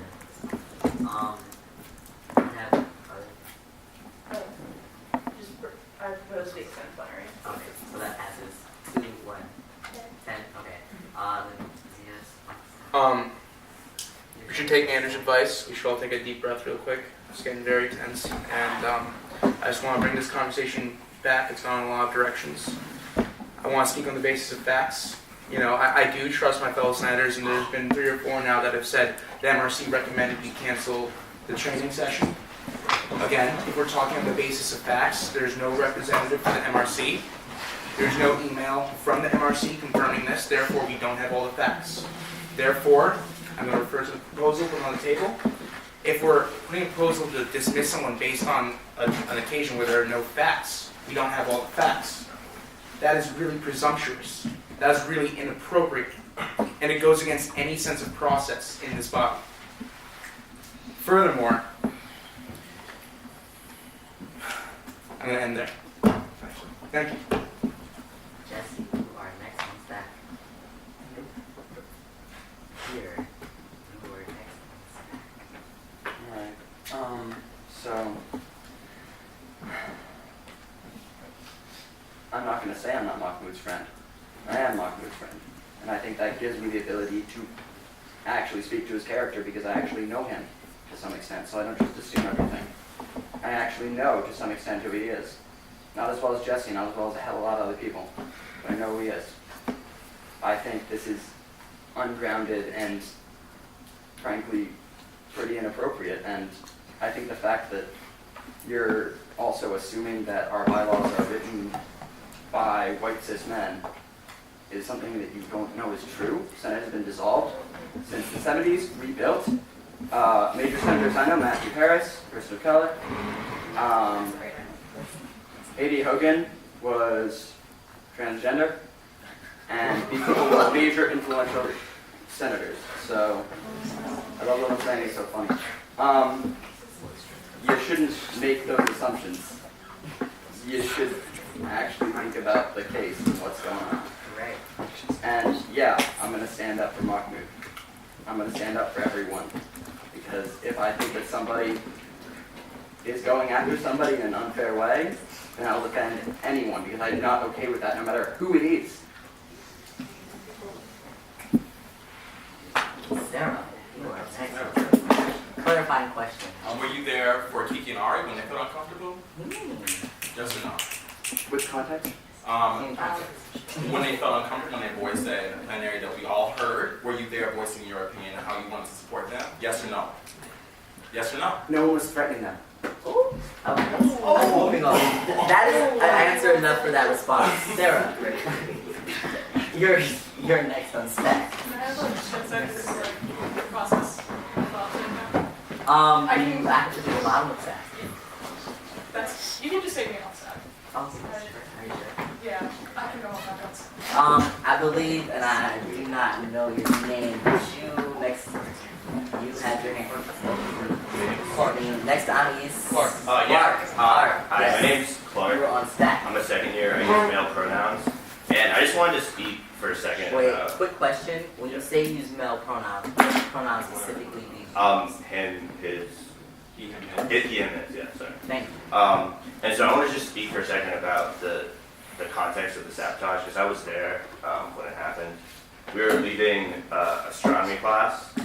My friend who said the sabotage comment, and before we were leaving astronomy, we were sort of talking about the show we watch, House of Cards, and we were kind of just joking about like getting him to Senate, getting somebody kicked out and brought in. Like, we didn't know any context of what was going on in the time of the Senate. We don't really know anything about the Senate, to be honest with you. And so it was kind of just like a jesting thing in reference to the show.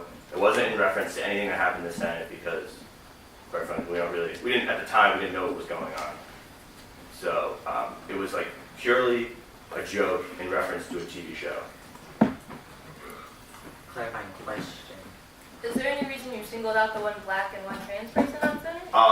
Well, we didn't single anybody out. We weren't referring to any person. It really wasn't in reference to anybody. It was literally not in reference to any one senator. It was just a joke about the TV show. Well, we'll take that for what it is. B, you're next on stack, and then I see you, Katrina, and remind me, Oh, no, she had a I just have a question. Oh, you had a clarifying question. Which I'm one sorry. of you in the we actually said it? I said it. Okay, so do you have anything to say? Because it seems like you were speaking. Yeah, I mean, I didn't speak because I feel very uncomfortable, so I asked Clark to speak for me. But I said the comment. I didn't know a single person in Senate except for Mia, my friend, and Hope. And I didn't say like targeting any single person, and it was misheard by someone else in our astronomy class. So it was just like something got lost in translation, and then it was used to like I feel attacked. So It was just a general blanket statement. it was a general blanket statement. I didn't even know he was like in student senate, as Clark said. We don't really follow student senate, so. Thank you for the clarification. Be your next one. I just, oh man, there are just so many like points to address. One, this space is so fucking toxic, I can't breathe. It's ridiculous. The reason why I keep laughing is because I need my friends here in order for me to just like sustain like mental health right now. I mean, I'm doing a really fucking good job. Second, this space is also like hella transphobic if you're not actually listening to what you're saying. Like, this world is like this. Let me speak in the context of the United States. It's dominated by like white heteronormativity, which is like straightness and cisness and whiteness. And like, I just feel like every time, so that's another word, right? And so like, it's just, I'm so frazzled. Like, why are we recognizing the different privileges that we have? Like, the second thing is like, Kiki and Ari represent my voice. So even though some people might not like think that Kiki's representing their voice or Ari's representing their voice, I definitely feel comfortable with everything that they're saying. Like, all their points are legitimate. And every time someone goes against them, they're shitting on everything they have to say without listening to it. Like, there is no listening happening here. If anything, we want to talk about people rolling their eyes. Like, I just see so many people on this table rolling their eyes every time like Kiki and Ari have to say something. Every time someone brings out the fact that there's hella racism happening here. Every time someone fucking talks about just race in general or says white or says patriarchy or something like that. Like, why aren't we listening? Every time something like that happens, everyone's ears just like shuts everything out. Like, what the hell is that? We want to talk about student representation. I'm so uncomfortable with like so many of you on this like set trying to like represent my voice. That is not what you're doing. You are not doing that. And every time you shit on Kiki and Ari, you are shitting on my voice, essentially. So like, I don't know. I'm trying to like respond to like everything, but I can't because I'm shaking and my like heartbeat is like rising, which is fucking weird. But like, I don't know. I don't know. That's it for now until I get angry again. Anna? Yeah. I'm Anna Ishii, I'm a fourth year. I have a lot of feelings going on right now. But I guess, first of all, I support everything that Ari and Kiki have said. I think they've voiced things really clearly. I think that bringing up racism isn't something to roll your eyes at. I know that. I don't think it. And I also think it's really important that this conversation is happening, and I think there have been a lot of comments that are kind of make it sound like it's not important to talk about racism, which I don't understand. Also, there's a lot of learning to be done from discomfort. Most of my most important learning times have been because I was uncomfortable, and I think that that's something that, especially people with immense amounts of privilege, need to recognize. And need to recognize that, like, if you're feeling uncomfortable right now, think about that. Why do you feel uncomfortable? You know, like, why are these comments making you feel uncomfortable? And like, maybe you need to think about it. And then something, I wanted to address a comment that was made earlier about assumptions about people not showing up to Senate meetings, and that meaning that they're not, that because they're not following it, they don't care about the future of Senate or who's representing who on Senate. A lot of students on this campus who maybe can't be represented on Senate, maybe they can't be represented because they have to work, and they don't have hours, to spare to come to Senate meetings as a student who works on this campus, because I think that's what I need to be able to be here. So, yeah, those are my thoughts. I have Lisa next on stack. Okay, yeah. Just want to say, based aside from personal feelings, based on what's been said here tonight, the student senators that represent me are Ari and Kiki, and I also echoed what Anna just said. I think that this is the most important conversation that the Senate has ever had, of the conversations that I've listened to. I've listened to all of them, but I've listened to many of them, and thank you very much for having it, for Okay.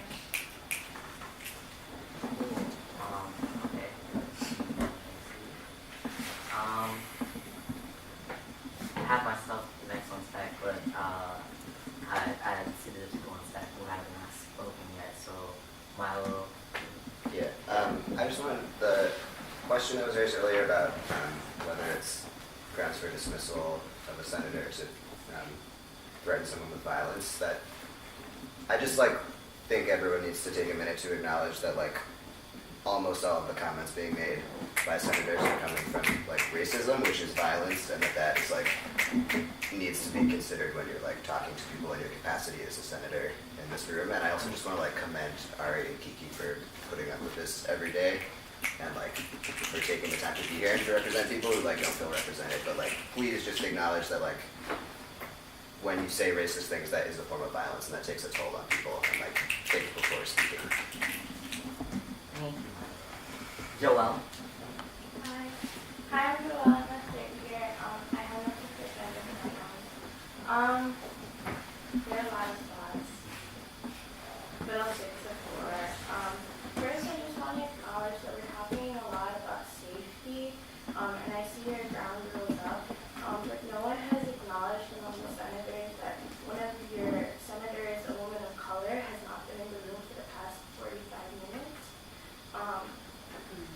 The other thing that I was thinking about when people were talking about the comment in regards to the intention behind it and the context behind it, I think last week there were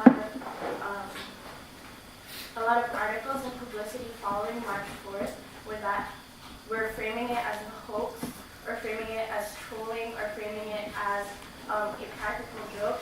And regardless of what that is, whether it was real or not, factual or not, the impact of those events were very real, as reflected in this human response to it. So I think using that as a model for how we move forward in our actions and how they affect the people around us, we need to think more in that framework. I think also just considering the question of violence and whether violence, a senator, if a senator inflicts physical violence or threat physical violence upon another senator, if that's rules or grounds for dismissal. I mean, I personally really have a difficult time sharing this story, but I had a position last year that I no longer have because I felt very unsafe from people in this room, both on Senate and not on Senate. And I was surrounded by them, and it's just very interesting that the politics of representation make it so that people who made me feel physically unsafe, have a paid position where they can represent me. When I see them and seeing them now, it makes me feel really unsafe, and I don't cry. But this is something that I've been trying really hard to deal with, And if we're talking about investing in an alternative future and an alternative framework for running this college, running this country, how can we say that investing our time to talking about constructing what racism is, even in this institution, how can we say that that's a waste of our school's tuition? Thank you, Joelle. I appreciate it. I have Lexi next on stack.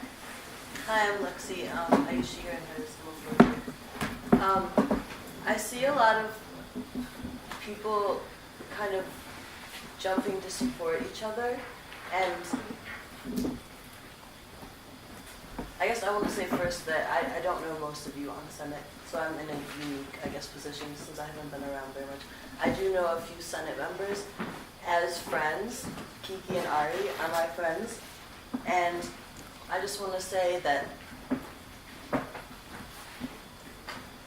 I don't understand. I haven't seen any valid kind of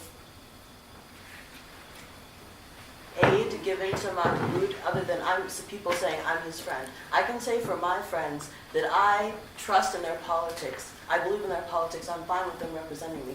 But I don't really know the situation, so maybe I don't really know, other than what I heard here. But all I've really heard is that he's a good person. He's my friend. But I haven't heard any really valid people actually defending his question.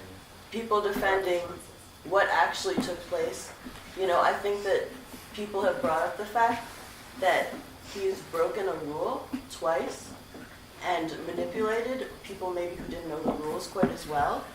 But I haven't seen, and I've seen people say he's a good person, I believe in his character, but I haven't seen people actually being able to justify what he has done, who are his friends, other than saying I'm his friend and he's a good person. If my friend is a good person, then I'm going to call him out and say, why did you do this if this is wrong?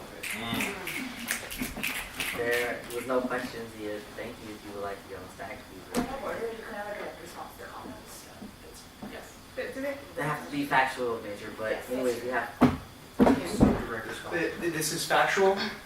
The facts are, there are no facts that we can make a judgment on whether or not to remove Mahmoud because we haven't had an official response from the MRC yet. We don't have a representative here. We haven't received an email. Okay, thank you. Vernon, you had a question, clarifying question. Okay. Clarifying question to you. Isn't the whole reason that the student senators are on Senate is because we respect their character and think that they are a good person? Even if...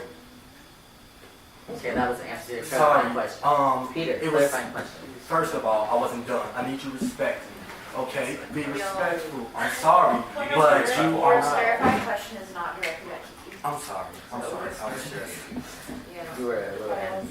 And by that right, if we're judging people on characters, then shouldn't we also judge the accuser on their own character? I'm kind of confused with what you're saying. Well, first of all, I'm going to be honest. I didn't vote. I don't really know most of the people who run. I don't really like going on a page and seeing people I don't know that well. And I'm just going to be honest about that with you because I don't know most of the people who run for Senate. And I feel like people are. I feel like there is definitely room. There's room. Everyone, you know, this is due process. You know, you're trying to get facts out of the situation, right? But I don't feel like this should be made. It's becoming a personal issue, and I can tell there are alliances within the Senate. You know, and that makes sense because everyone's coming from different backgrounds, different friend groups, different places on campus. But I feel like there's been a lot more hostility. And yes, you can talk. You can talk and make sure that the facts are correct. But that doesn't necessarily mean you have to, you know, be disrespectful, as you so put it. You know, and I think this is more a case of respectability politics than respect, in my opinion. Right? Well said. There was a clarifying question, Ms. Aaron, if I'm not mistaken. I forget. Yeah, also. It's the grounds for dismissal on numerous occasions, not just the MRC for Mahmoud. Is that me? Anybody. Specifically, my grounds for dismissal is because I understand that there are like different circumstances and like taking into account like yes, it's because it happened multiple times, and that's why. It's not just because I'm like, oh, like I just really don't like Mahmoud. Like this is the one time for me to get an opportunity to take him off. It's like this is not the first time. It's a continuing thing, right? Right, and so I don't know that he can handle not doing that again in the future. Yeah, any more clarifying questions? Cool, I have myself on stack. And so I just kind of want to maybe read and address some of the things that were said about me personally. As regards disrespect and respect, and I think that, like Lexi mentioned, there's a difference in politics of respectability and like what we are like forced into this room, and like we operate under these bylaws, and we have like a certain level of like we have to be acting this way, so like we're like, you know, being respectable and like blah blah blah, and then there's respect. And at this table there has been a significant lack of respect. And not to call you out, but to call you out on your cis privilege at this campus. There's been multiple times where you've made statements about being persecuted as a cis man on this campus, specifically under that identity. And a personal attack on me saying that I am personally persecuting cis man on this campus. As a trans person who is currently transitioning, I can tell you very much so that the resources on this campus for trans people is lacking. There is no privilege that comes with me being trans on this campus. There is no privilege that comes with me being automatically assumed to represent certain things. You automatically assume that I was trying to represent you, Bernie. I ain't trying to represent you. I don't even know you. I'm trying to represent the people who understand my politics and who understand where I'm coming from. And if that's not you, that's not you. That does not mean you don't operate under a framework of white supremacy. That doesn't mean that you're not going to step up and personally support the white cis man at this table. And that does not mean that I'm saying that Mahmoud is a white cis man. At no point did I say Mahmoud is a white cis man. That was a false accusation. I don't know where that came from. At no point did I say that. At no point did I say that. As far as I know, Mahmoud is a person of color and personally identifies as a person of color. And to me, that's enough. Does that mean that he represents people of color on this campus? Hell no. Does that mean that he represents my voice? Fuck no. Does that mean that, your points were very much invalidating of my, stance on where I came from, my difference. My difference is, and as far as I understand on this campus, just because you feel uncomfortable, because you may be uncomfortable with the fact that I'm trans, you may feel uncomfortable in spaces that I am in because I'm trans, that's transphobia. That's not me making you feel unsafe, honey. That's you making me feel unsafe. And these transphobic comments that are going around this table and on this campus, that's something that needs to be addressed. That is where the privilege lies. And if you think as a cis person on this campus you are oppressed, or you in that identity alone, then you need to negotiate some shit that's going on in your head. So you need to go to some of the MRC trainings.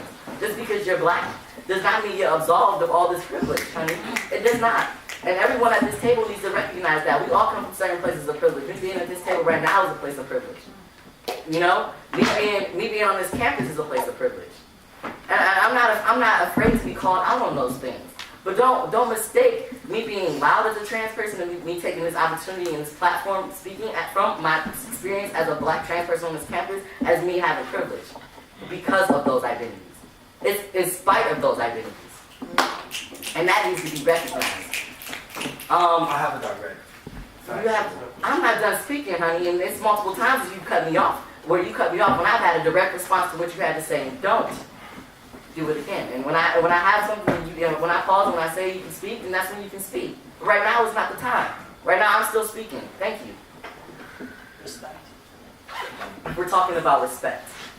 And I just wanted to go ahead and read some of the stuff that I wrote about this plenary session tonight. And so I will proceed as follows, I suppose. Today I encourage as many people as possible to attend tonight's plenary session because it is the time that we stand together against the violences that take place on this campus on a regular basis. As Ari has stated time and time again, and as many of us realize, we are on a campus that tolerates and encourages the physical and emotional abuse of students of color, from Ammonia Lewis to March 4th to any other things that we can pinpoint to the daily occurrences of microaggressions. This institution, students, faculty, the administrators regularly overlook, normalize, encourage, and enact violences on the underrepresented members of Oberlin campus. That is not just including the students, that is the community in total. Today, senators will have to address the ways in which they have been complicit and even active participants in these systems, and how these systems have been running amok in Senate itself. To put it plainly, white supremacy, patriarchy, the blatant racism that exists and is constant in this room and never addressed, and always and when it is addressed, it becomes I'm personally attacked. I feel personally uncomfortable with you saying these things. So how do we address these conversations? How do we come in here with differences and address and move forward from that? The safety of maintaining this structure has been jeopardized by Ari's and I presence on Senate here. We continue to very openly and unapologetically challenge these systems, however we know how. And for this, some senators who are invested in maintaining these destructive dynamics, have tried and continue to try to push us out of this space. Some senators have demonstrated again the ways in which white privilege, class privilege, male privilege operates on this campus and have used their privilege to target Ari and I time and time again.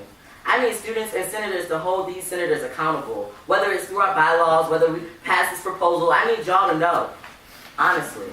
I also want you all, the students who are present here, to hear the argument that I have made regarding the past few weeks and the past week of events, and be sure to understand the seriousness of this situation. I do understand that only senators have a vote at this table, but I firmly believe that the vote itself is not ultimately where the power lies.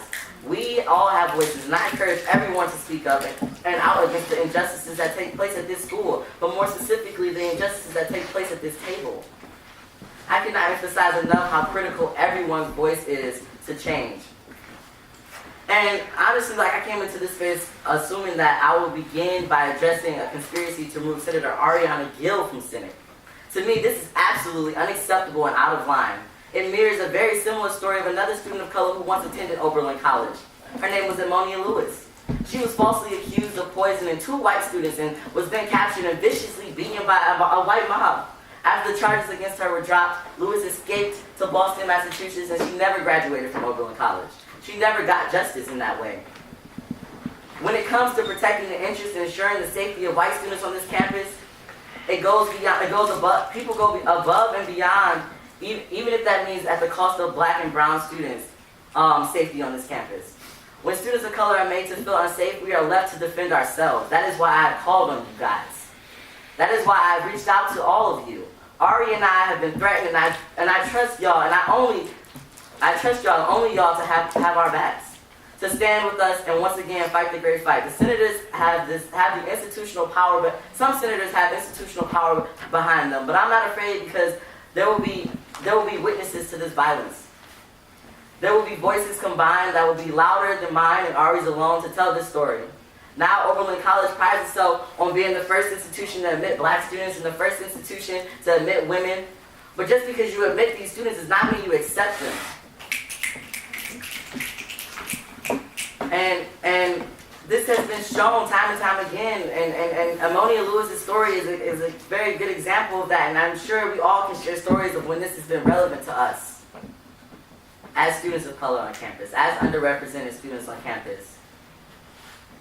My time on Senate and at this institution has made me acknowledge my differences more so than any other time in my life. I, as a black student on this campus, at best feels tolerated, and at worst feels tokenized as a means to cover up and disguise the systems at play, not only at this college, but also in this country. Now you might ask, how exactly does this little blurb relate to the present situation? Well, this is Ari's and I's second semester on Senate, and from day one we've been fighting very hard to be heard. And as many of you have seen, we are not heard, regardless of what we say. We will not be heard. We have been fighting just to be here. But we are here, and we want to remain here to continue the work that needs to be done. And you can listen to the story and really only come up, I don't know. Yeah, that goes on. And I think that the point has been made, and I want everyone who has come here to show support for me and Ari to recognize why I've called on you to show that support. Like I said before, I don't think that the senators here, and I respect a lot of senators, and I trust their opinions in certain ways, but I don't trust them at the end of the day to have my back, and that's why y'all are here. I have factual information. Claim that you stated. Brandon, did I call on you? I'm sorry, but I thought that if we had the right. And the facilitator would then call on you.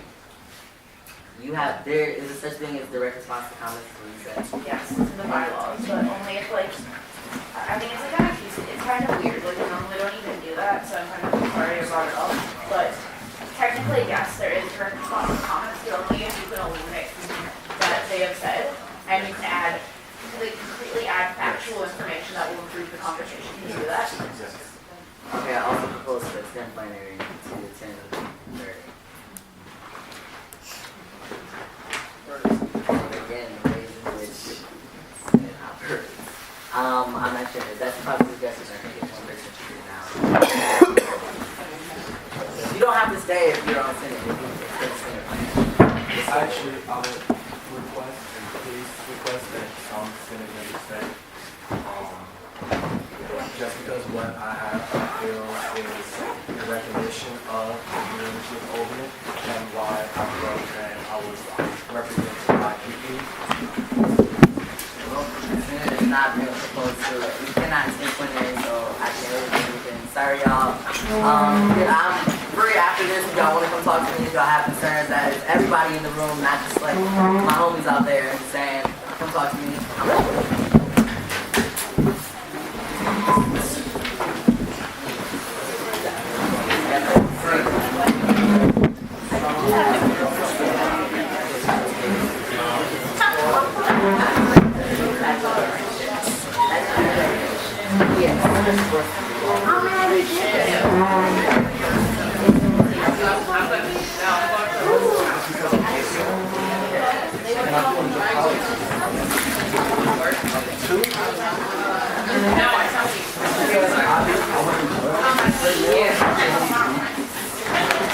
You can ask more to say the more clarification, but you have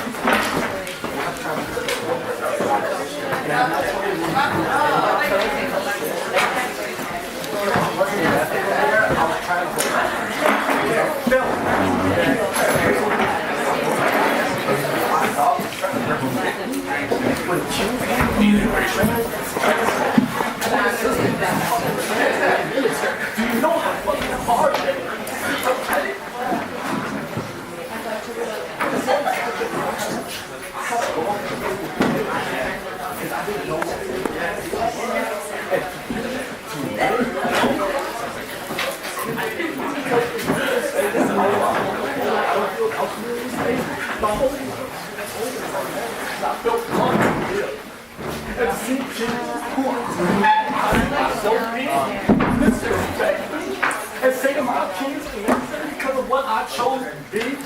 Oh, that's not my story. Thank you, guys. This really hurt.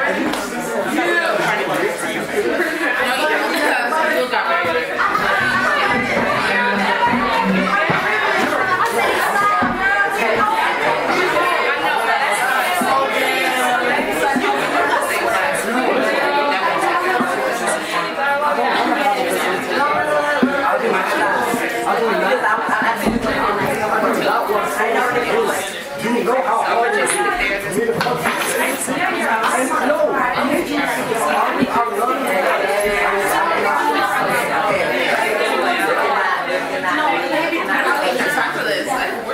I'm sorry, but she told me to go. Okay, so the power to have knowledge.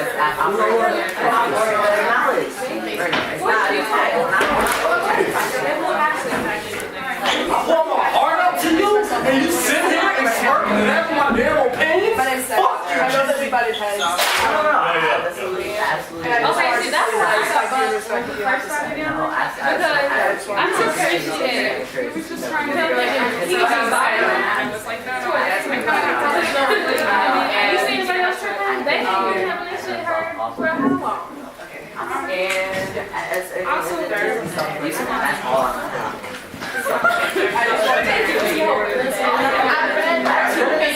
I read the entire article when I started this case meeting, and so I started this up.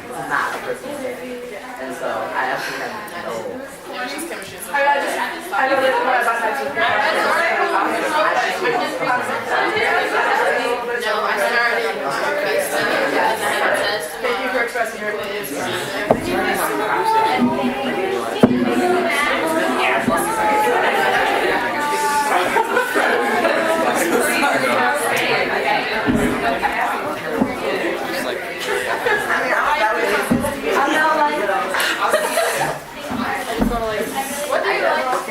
like?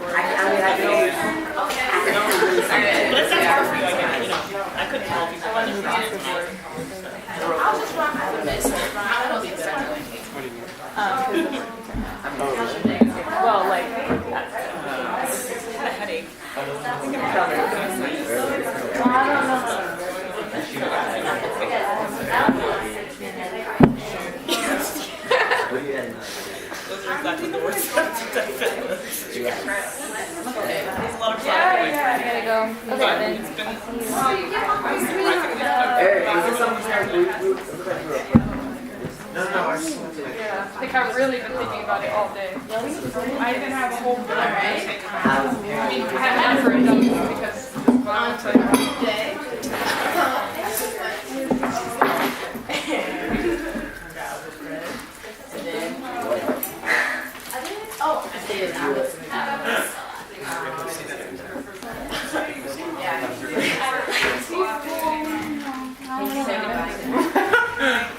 I mean, this is 101. You are in here.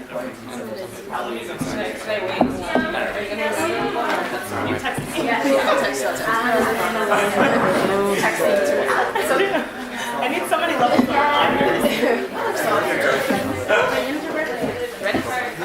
Are you going deadline? Yeah, I'm going to. Well, not the co-op. I guess I should bring you up that co-op. I can. I was like, yeah, but I was like, oh, should we go to see like stuff down? But if you want me to, I will. Whatever. How many days? That would be so. Jessica. Yeah, totally. Yeah. No, you didn't. You were when I was counting on time. Wasn't I saying that today, Mia? Yeah. 76.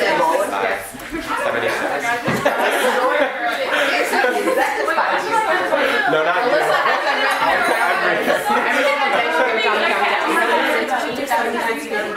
What'd you say? On every day. One what? Like 76 different things. Clearly, I'm just hearing what I want to hear. One push-up a day for some reason. The reason why we had to bring our plates is you had to be hour. I have the most. Are you going to redo this? Yeah, we don't want to stick around. I know, I just feel like I'm not going to skip all the time, so people show up. I can. Yeah, we'll see you tomorrow. It's okay. We go to school, let's play back in. We start over. We're going to make a point. On Wednesday, we are going to pay. I'm 100% serious about your plates. Still need to be trimmed? Could it still be usable? Yeah, the bottom needs to be trimmed. I love the idea. But that's because Richard helped me. Richard puts his hand on it and just goes. Puts his hand on it. It's like, this is a beautiful thing. I'm just like. That's a little thing. It is. You said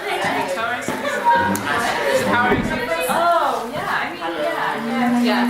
Thank you guys for coming. I'm just kidding. Thank you for coming. I appreciate it. I hope you didn't get stressed out too much. Oh no. I don't drink alcohol. Oh no.